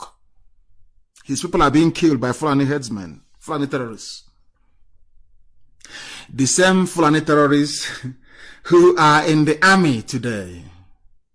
I don't know what planet Nigerians, Nigerians inhabit, but for goodness sake, the more I look at them, the more I see them, the more disgusted I become, the more revolted I become, the more I hate black. The reason why I despise black people is because of Nigerians. Nigger people in the zoo created by Britain, the way they reason, I'm telling you, it gives me, it kills me.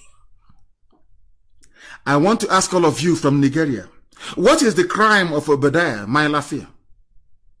They are killing his people and he spoke out and said these killings must stop. And DSS are now inviting him. Every 2 days they invite him. But Mieti Allah, who is there saying, we have taken over Benue, we conquered Benue, we own it as right of war. No one has ever invited him. And all of you are quiet in the zoo. This is why I hate some of you fools. You Nigerians, you have no brain, you cannot reason very well. That's why you're black. That is why you have no electricity, you have no running water, you have no good roads, you have no healthcare. Do you think it's a coincidence? You don't have all these things because you are foolish. Foolish, I'm telling you the truth.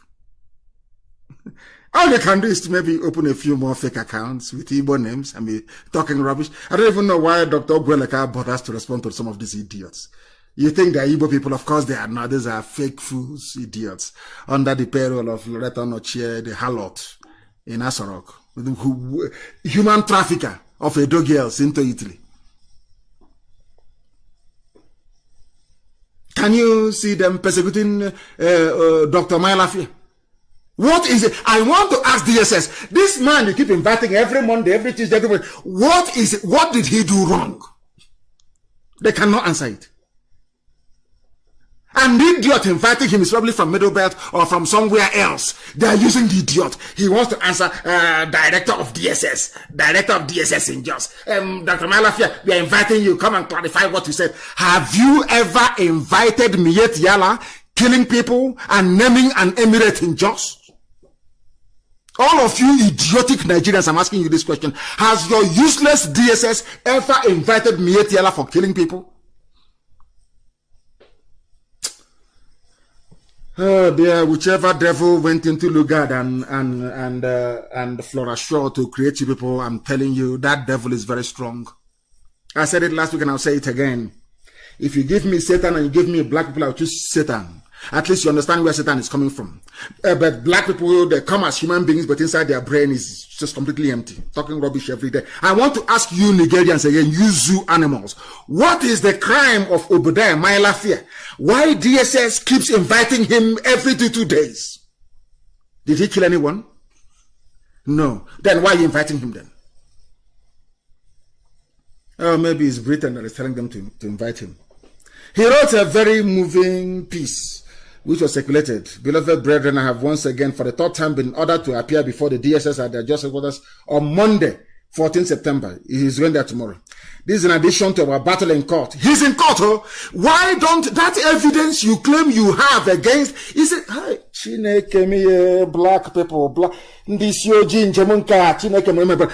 I want to ask, you claim you have new evidence against him. Maybe that's why you're inviting him. It's common sense. Because if you don't have any new evidence, you won't invite him. Why don't you go to court of law and tender that evidence as part of the case, ongoing case against him? Why must you invite him? When there is a court, hey, black, this UG. You know, that is where some of them go mad, because tomorrow in the offices, their white friends will be saying to them, did you listen to Nnamdi Kanu yesterday, what he was saying about black people? They'll just get upset and start writing rubbish on social media.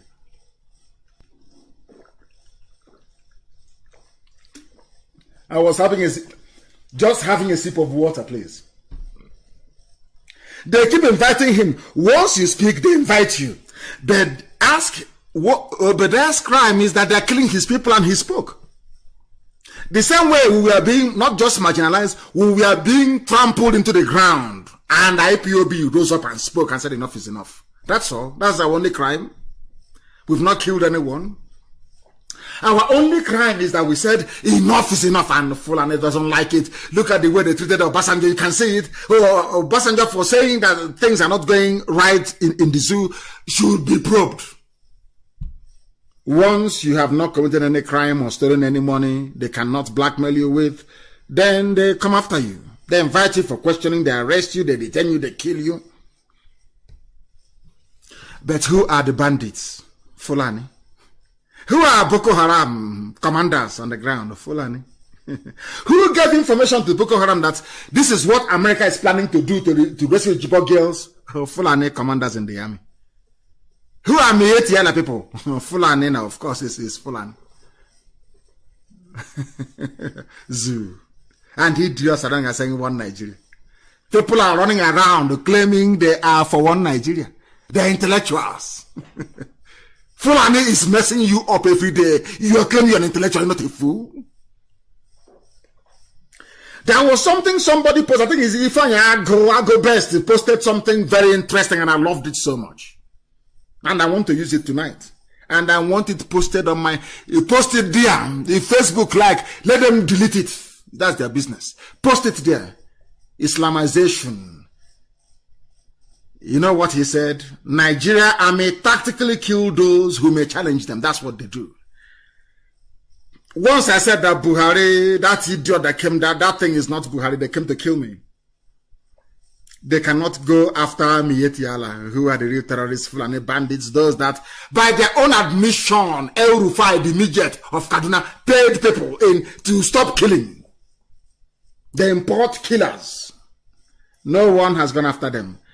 Once they see you once they see you as an impediment to Fulani advancement to the Atlantic Ocean, that Fulani advance to the sea, once they see you are an impediment, they try to kill you. That is what they do.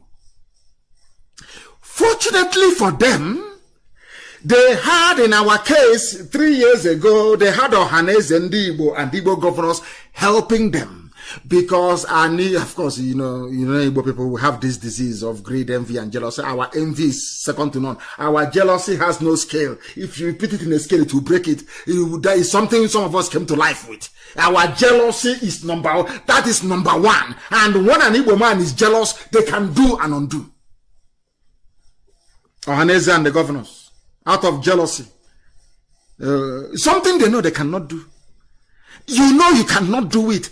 Ohaneze has not been able to, none of you were able to do what IPOB is doing today. For 50 years you couldn't do it. Until IPOB came. Until Chukwu Kekabiama determined that we should come.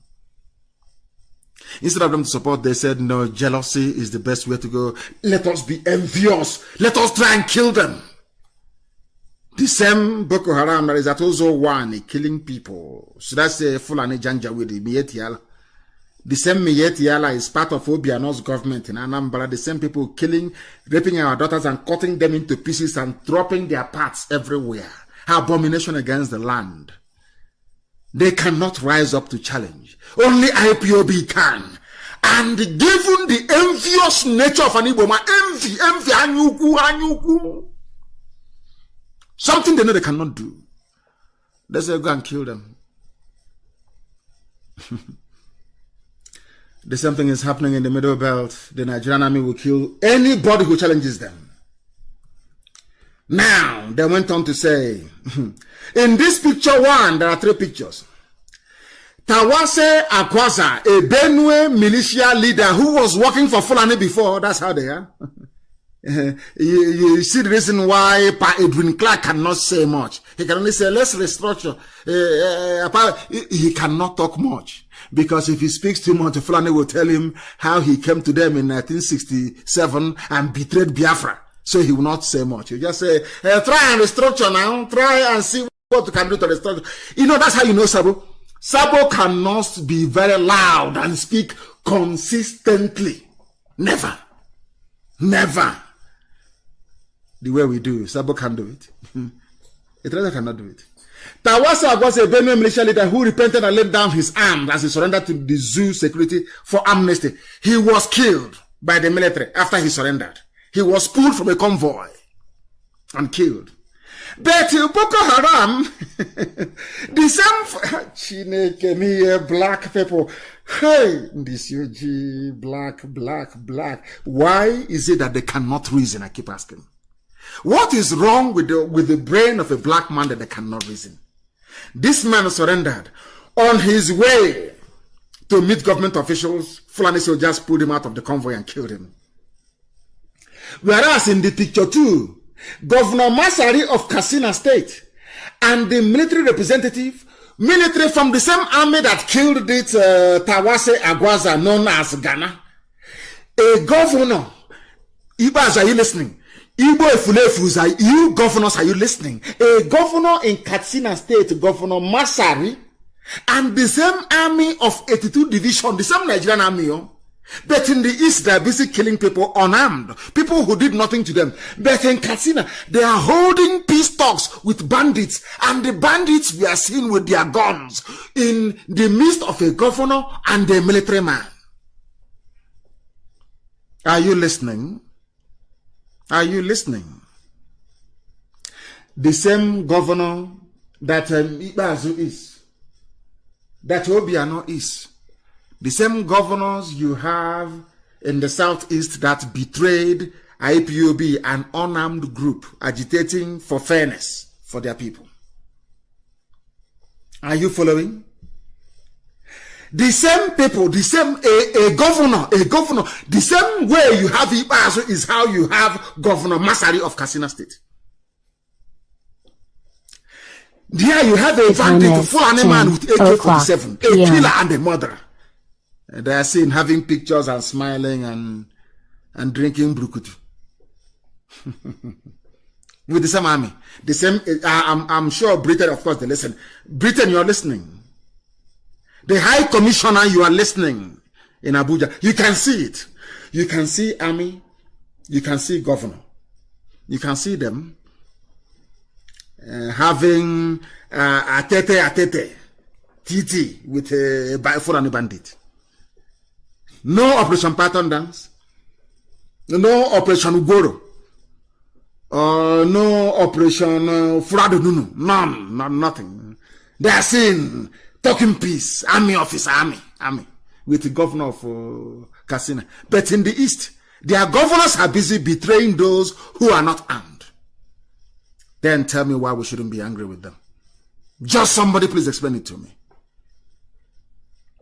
And in the third picture, these are repentant Boko Haram members in new uniforms provided by the federal government of the zoo, in spite of the fact that they have killed uncountable soldiers and cost the zoo, Nigeria, so much money. They are still pardoned, rehabilitated, and integrated into the security agencies. Killers in broad daylight, people that claim they're intellectuals, Tinubus, everybody, everywhere. We are the elite. You are there in Korokoro in broad daylight. They are bringing killers into the army, giving them army uniform. Nobody is killing Fulani people who are killers. But this man, having surrendered, was killed. Tell me why Middle Belt should be a part of Nigeria. And doing the funniest thing, maybe this Ghana, before he was killed, they told him that Igbo man is his problem. But you know who killed him is a Fulani man. Hey, Zoological Republic, the zoo. Do you see why the world is in love with us? Because we preach the truth. And that truth is what is going to set everybody free. If after what happened to Ghana, people, anybody from the Middle Belt is still nursing the idea of one Nigeria, you know you're a fool. You can stand on your own. If you doubt it, go and Google Liechtenstein. Google it. See how many there are. Are they not independent? Are they not in? Forget all this nonsense. We are bigger, we are better, we are rubbish. Pure garbage. Are you bigger than Soviet Union that broke up? Are you bigger than Yugoslavia that broke up? A bunch of Neanderthals. Go there and let your stupidity stay you. Post it, please. It's Agobest that did a very fine job analyzing it for, you know, our brain is not that developed in this UG. Open it for them to see. IPOB, German authorities, matter. Is there any region anymore? Of course, there's Corona. Go and eat him now, let's see. We march through the streets of Germany with German police escort. Have you seen the pictures? It was published by Scan News. Have you seen it? We march through the streets of Germany. A so-called terrorist group. Do you know? You know that, every time I come on air, I keep saying this all the time, that black people are evil.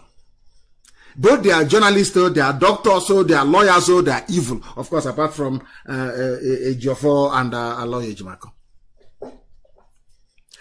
This is the same IPOB that proscribed, the proscribed IPOB, the outlawed group, especially from Yoruba journalists, the outlawed group.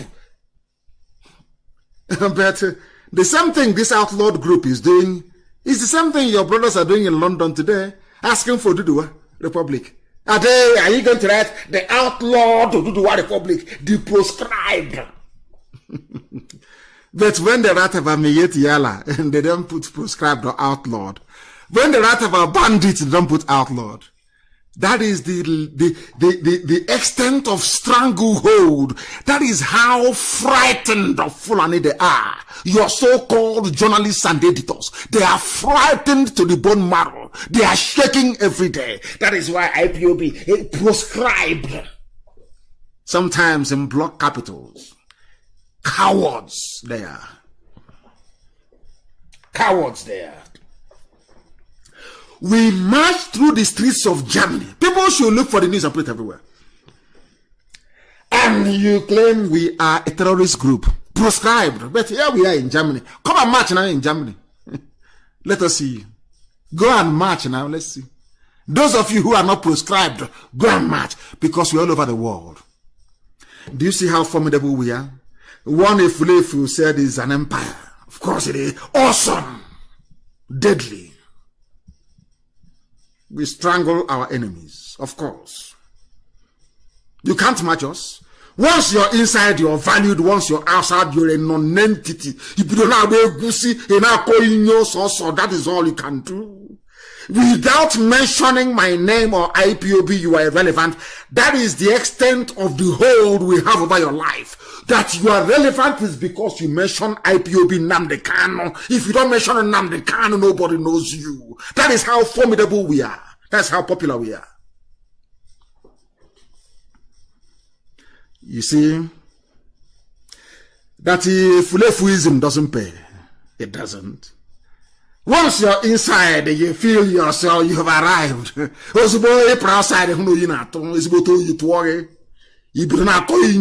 Nothing. Will it stop us from marching in Germany? Can you see us in Germany?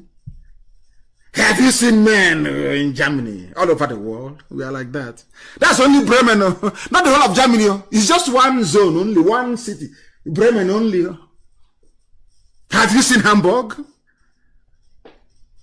No, you have not. Have you seen München? Have you seen Munich? No, you have not. Have you seen Nuremberg? No, you have not. This is only Bremen. And you think that by writing garbage on social media, you make it. They don't know who we are. We're all over the world. All over. IPOB is a monster all over the world. And a Jozu, ask them, the so-called army and police. Let them explain to you very well. And Hebrew. So they will know how formidable we are.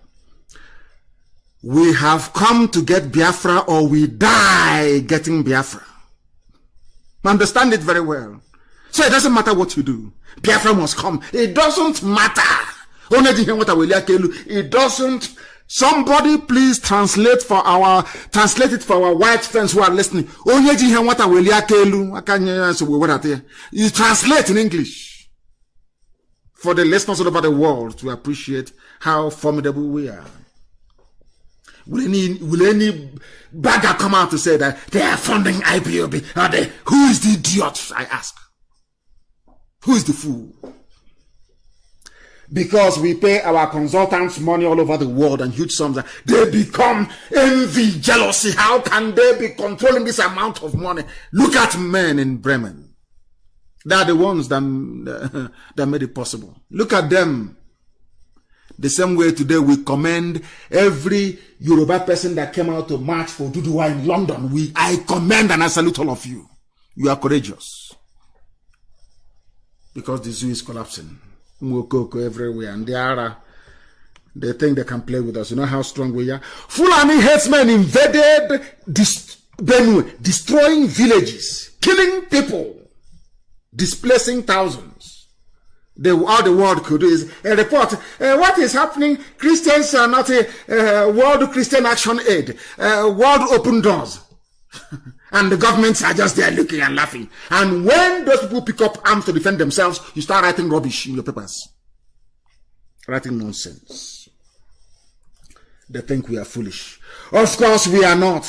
Of course we are not. The time now is approximately 8 minutes past 9 p.m. in the blessed land of Biafra. There is something I want somebody to post, please, from ChristianToday.com. A U.S. pastor got fed up with all the nonsense and the hypocrisy because Christians are also being killed killed in Iraq. He spent his $4,000 buying weapons for Christian militia. Because if you keep quiet, they will destroy you. But your own, don't insult our Father G.O., our Papa G.O., don't insult our G.O., you are our G.O. Yundi believe in this G mad. A pastor is, of course, some pastors have risen up to say defend yourself, especially Catholic pastors. So I exempt them.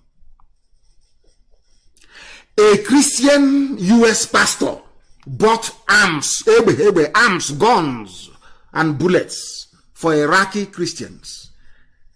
In the zoo, your pastor will tell you, let's leave it for God. Let's leave it. You idiot, you go and you give the fool your tithe every day. He don't insult our Father. A bunch of non-entities, fools everywhere. Fools. People who gave you God, the God you're talking, some of you that go to churches with American accent, where your pastors speak with American accent. Here it is now. U.S. pastor is equipping Christian militia. All of you are praying to God and waiting for Jesus to come and save you. And there are useless people everywhere. Fools. You think you are here to romance idiots who cannot reason? To massage your ignorance? You think that's why we are here? We come here, we massage your stupidity, and we walk away? Stay there now until they mess all of you up. And they are burning there. The foolish zoo will declare state of emergency. You have not declared state of emergency in Katsina, where people are being abducted by Fulani bandits. You have not. It's in the east, where you came and you killed unarmed people. And you want us to just fold our arms and be praying to God as you're killing us. That era has gone now. Anyway, they know it now. It has gone. You hunt us or we hunt you. But let me assure you, you cannot kill what you cannot see. You can be harassing innocent people on the road, seeing them, harassing them, abducting people, all you like. You cannot defeat what you cannot see. If you're in doubt, ask anybody anywhere else. We are not Boko Haram. We are intelligent. We are educated. So you must understand what you're going to face. Continue abducting, continue killing, continue patrolling in your useless hillocks. You will get it very soon. And then your eyes will clear. Then you know how serious we are. You say, you think all these years we've been just folding our hands, doing prayer and fasting. Is that what you think? Seriously. Is that you, zoo animal? Is that you think a movement that I lead will just be there praying and clapping and praying to God? Please have mercy. Is that what you think? Because heaven help those that help themselves. I am a scholar of the scriptures, of the Torah, of the Bible. I study it very well. Do you know one funny thing?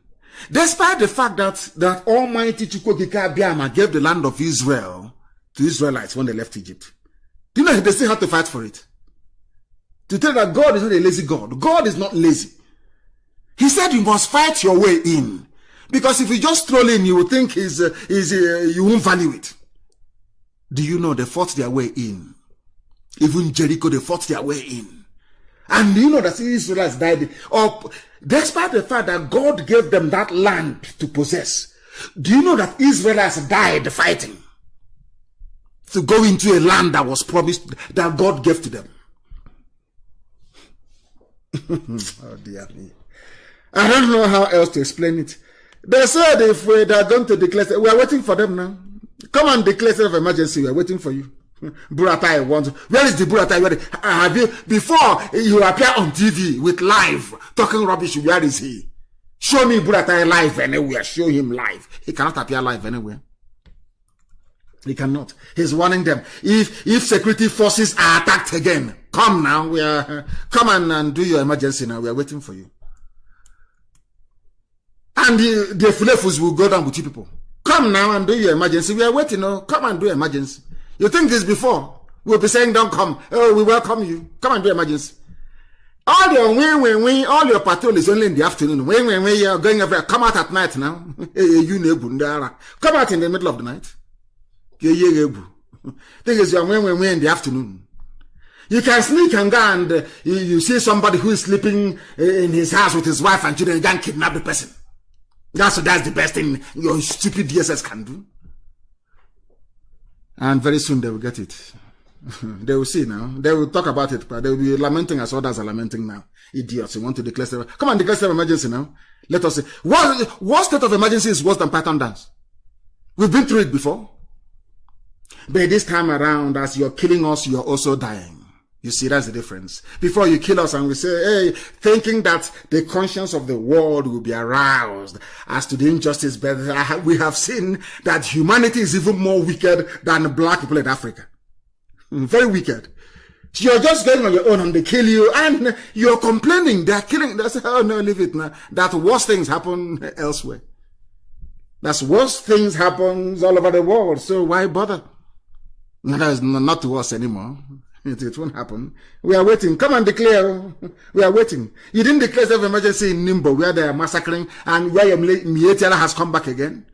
No, not in Katsina. Not where you're making deals. Your own army, where they're making deals with bandits, is in Biafra land. Come and declare now. Are we stopping you from the? You can declare anything you like. Come and declare. You come now. Bring all those weapons that Czech Republic gave you. We know they gave you some weapons. Bring them down. We are waiting. Ndara, come now. Bring your army. We are waiting for you. Don't worry, bring it, bring. Come and do your emergency rule. We're waiting for you.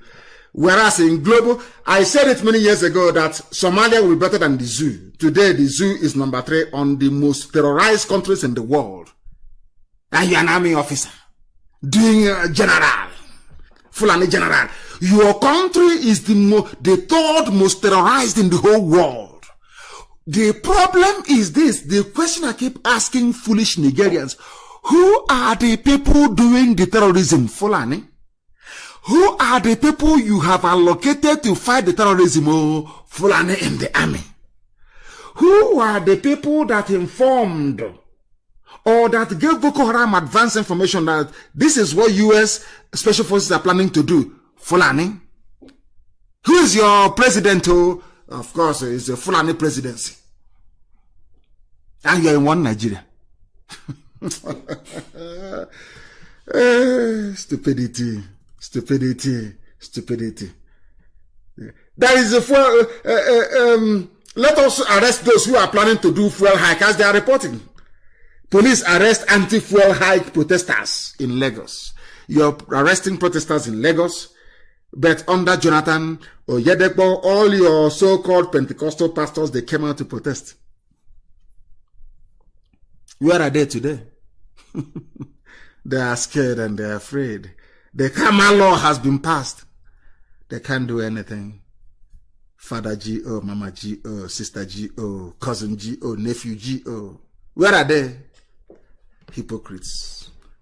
All of them are hypocrites. And are heading straight to hell.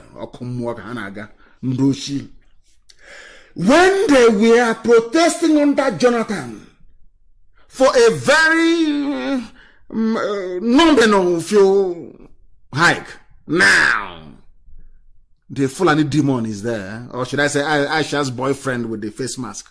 All of you can see very clearly. As I said before, I posted something about his hand. And that is why Facebook doesn't like me very much. They keep suppressing my post.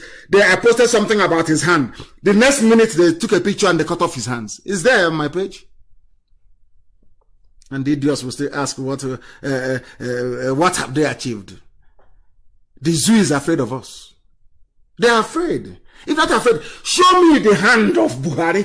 Take a picture with Buhari's hand on it, if you're not afraid of IPOB and Radio Biafra. Take his picture, show us his hand. They cannot do it. Can they? I love what Aloy Jimako wrote. I'll read it for you. Those are talking about proscribed IPOB. If you're not proscribed, you cannot get your freedom. Anybody who lives, as Mandela said, once you are at peace with your traitor, doing a bit of Facebook, and now a microphone and camera on your mobile phone, you are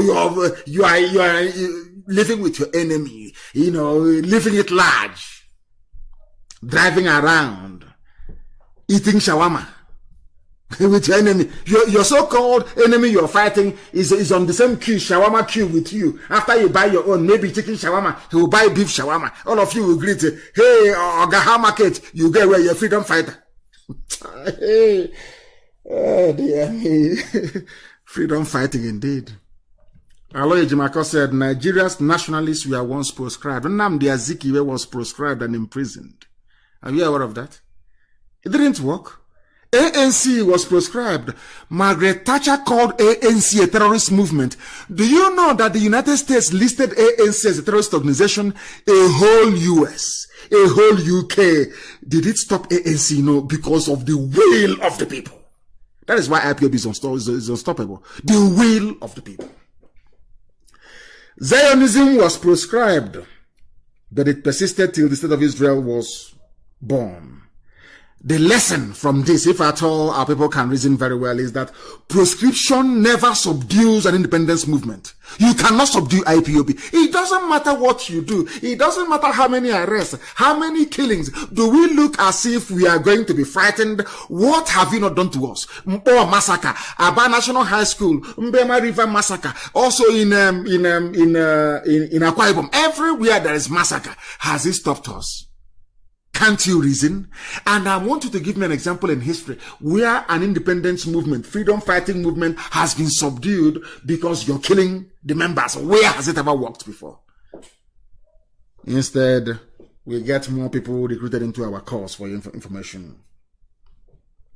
You have never described Fulani group as proscribed, only us. If they are not afraid, as I keep asking, why did they cut off Buhari's arm from a picture, official picture? There is no arm. Because I told the world that look at the hand of a 40-year-old boy and the face of somebody they claim is 80 years old. Are they the same? No, they are not. And they're afraid. If you're not afraid of what we say, who are you going to be afraid of? That's why they took picture the next day with no arm. They said before Nnamdi Kanu will come and start analyzing his arm. They cut off his arms. Go and look at the pictures there. It's there. If the pictures are there. Open your eyes. Zoo animal. The pictures are there. Look at it. A president without any arms. Because of IPOB. See how potent we are. Everywhere. Today they are begging. Tinubu is saying that Nigeria's unity is his man. This was a man speaking from both sides of the mouth because he wants to be president. For your information, this is the man that Orji Okalo is rooting for your information. This is the man that Orji Okalo wants to be deputy. For your information, Tinubu. Unity is my concern. How is it your concern? He has urged Nigerians to be more united and abandon discrimination in all their dealings. Look at this fool that said he doesn't believe in Nigeria before. Go and look at Tinubu's history. He never believed in Abdul Salami's 1999 constitution. Tinubu was a believer in sovereign national conference, which he abandoned. Being a typical black man, that is what they do. One thing in the morning, different thing in the afternoon, different thing in the evening. That is why they're afraid of IPOB, because they know we are as consistent as a northern star. We do not change.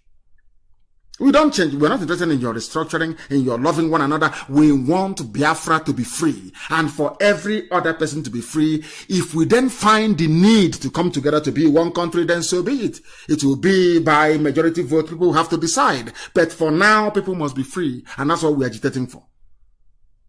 Because we have exposed him that he once said he doesn't believe in one Nigeria. Now he wants unity of Nigeria. You see the way they roll? You see the way they roll. As I told you earlier, revisit 2014 Confab report. Pandef tells Buhari, and I keep wondering, why is Edwin Clark saying this thing now? Why don't you boycott elections? You want them to do something, you need to force their hand. Writing rubbish on news article release, president is not going to solve anything. Fulani will not listen to you. The only language Fulani understands is force. Reason and common sense eludes Fulani. They are cattle headers. These are Normans. They are not polished, they are not civilized, they are not educated. You must understand that. And that is why everything about them is in a mess, including the Zoological Republic. We are live, and of course we've gone with nearly 30 minutes past. our normal time, but we must proceed. Somebody wrote, "I want freedom, not Igbo presidency," which is a very brilliant article. I suggest that people do go and read it. And I also commend the people of Okun, the Okun people. I think it's in Kogi State. They want to be part of Southwest. They are Yoruba. They say they want to go back to where they belong. I commend them for that. Very, very courageous. We have our people in Benue. Some people are there. I can't understand. Igbo people are in Benue, 3 local government areas. Nobody's fighting for them. Umahi wants to be president. He doesn't care. Mietela can take over Ebonyi State for all he cares. Ohaneze is there. What they're doing, I have no idea. They can learn from the Yoruba people, the Okun people of Kogi State, saying we want to answer Yoruba, we want to be part of the Western region. I don't know why Ohaneze cannot do all of these things and unite the Igbo family together. You have Igbo people in Delta, you have Igbo people in Rivers, you have Igbo people in Akwa Ibom, Igbo people are in Cross River, Igbo people are in Benue. What is wrong with this? What is your job? Let me ask Ohaneze, what is actually your job to start with? Yorubas are going back to where they come, and I commend them for that. And well done to them. You can now see that the North, the Zoological Republic, the northern part of it, they have now decided to divide themselves. They now have their NBA. And having a Fulani man as the Attorney General, Fulani man as the Chief Justice of the Federation, they have amended the rules to allow them in the North to have their own MBA. Can any Southerner do this? You did just be telling about one Nigeria, but look at the way they operate. That is, sometimes you have to admire Fulani, how they defend themselves, how they work closely together to achieve that Fulani domination which they are all craving for. We are coming very, very close to the end of our program this very day. Somebody wrote a very brilliant piece. I don't know. I don't have the time to read. I had wanted to please about IPOB and Ndi intellectuals. These are a bunch of fools. Which intellectual? How can you be an intellectual? You come out and say you're a Nigerian. You're a fool because it was created by the white man, not by your ancestors. Not by your ancestors. That is why we must educate and enlighten our people to make them understand that if you are in IPOB, you must always be very, very prayerful. If you are not prayerful, one of these 3 deadly sins will get into you. They are spirits and they are evil. The spirit of envy, of greed, and of jealousy. If you allow it, it will overwhelm you. And you will be shown the door as others were shown. You know, the thing about it is that once you're in IPOB and you feel that people know your name, and you feel you've arrived, and you think you can do something outside, and you're kicked out, the only potency you will have is to open as many fake Facebook accounts as possible. That is the height, the end all and be all of your potency. That's all. And I actually love it. As I keep saying, they make us even more popular. Absolutely popular. And I want to put on that, before I came on air, somebody said something to me which was very interesting. A senior member of our ruling council, which is our DOS. He said that the presence of Moses did not stop people from hearing about Joshua or Caleb or Aaron. The same way that the presence of Jesus Christ did not stop people from hearing about Peter, about Paul, even Judas Iscariot is also very popular. So Efulefu can be popular if they want to be. The coming of our eternal leader, General Chukwuemeka Odumegwu Ojukwu, did not stop the achievements of General Philip Effiong. It did not stop us from recognizing the work that Chief Frank Opigo did. It did not stop us from recognizing the work that General Alex Madiebo did. It did not stop us from celebrating Brigadier Timothy Onwatuegwu. It did not stop us from venerating Colonel Achuzie. It did not stop us from remembering the heroics of Colonel Nwafo or Colonel Wawo. It didn't stop us from doing all of that. Never. The coming of Dr. Azikiwe did not stop the impact that Mazi Nnamdi Kanu made or the great stellar achievements of Sam Mbakwe. Therefore, if you have anything meaningful to contribute, the world will notice you regardless of your rank or profile. But if you think that because you're kicked out of IPOB due to your criminality and insubordination, that you will somehow find relevance you weren't able to get, or you weren't able to muster when you were in IPOB, then you're a deluded fool. You're deluding yourself. IPOB is unstoppable. If you like, ask your Zoom masters and they will tell you. With that, we have come to the end of our program this very evening, morning, afternoon, or night, depending on where you are. As always, and without hesitation or prevarication, we state unequivocally and very clearly, even to the hearing of the deaf, that to other people, Biafra may just be a nation. To others, it may just be, as they say, some sort of a metaphor. But to us, it is more than life itself. Biafra to us is a religion. And here on Radio Biafra is where we worship, because Elohim Chukwukika Biama is our God. I thank you very much for listening to us this very evening from the bottom of my heart. From me, from here, it is good evening.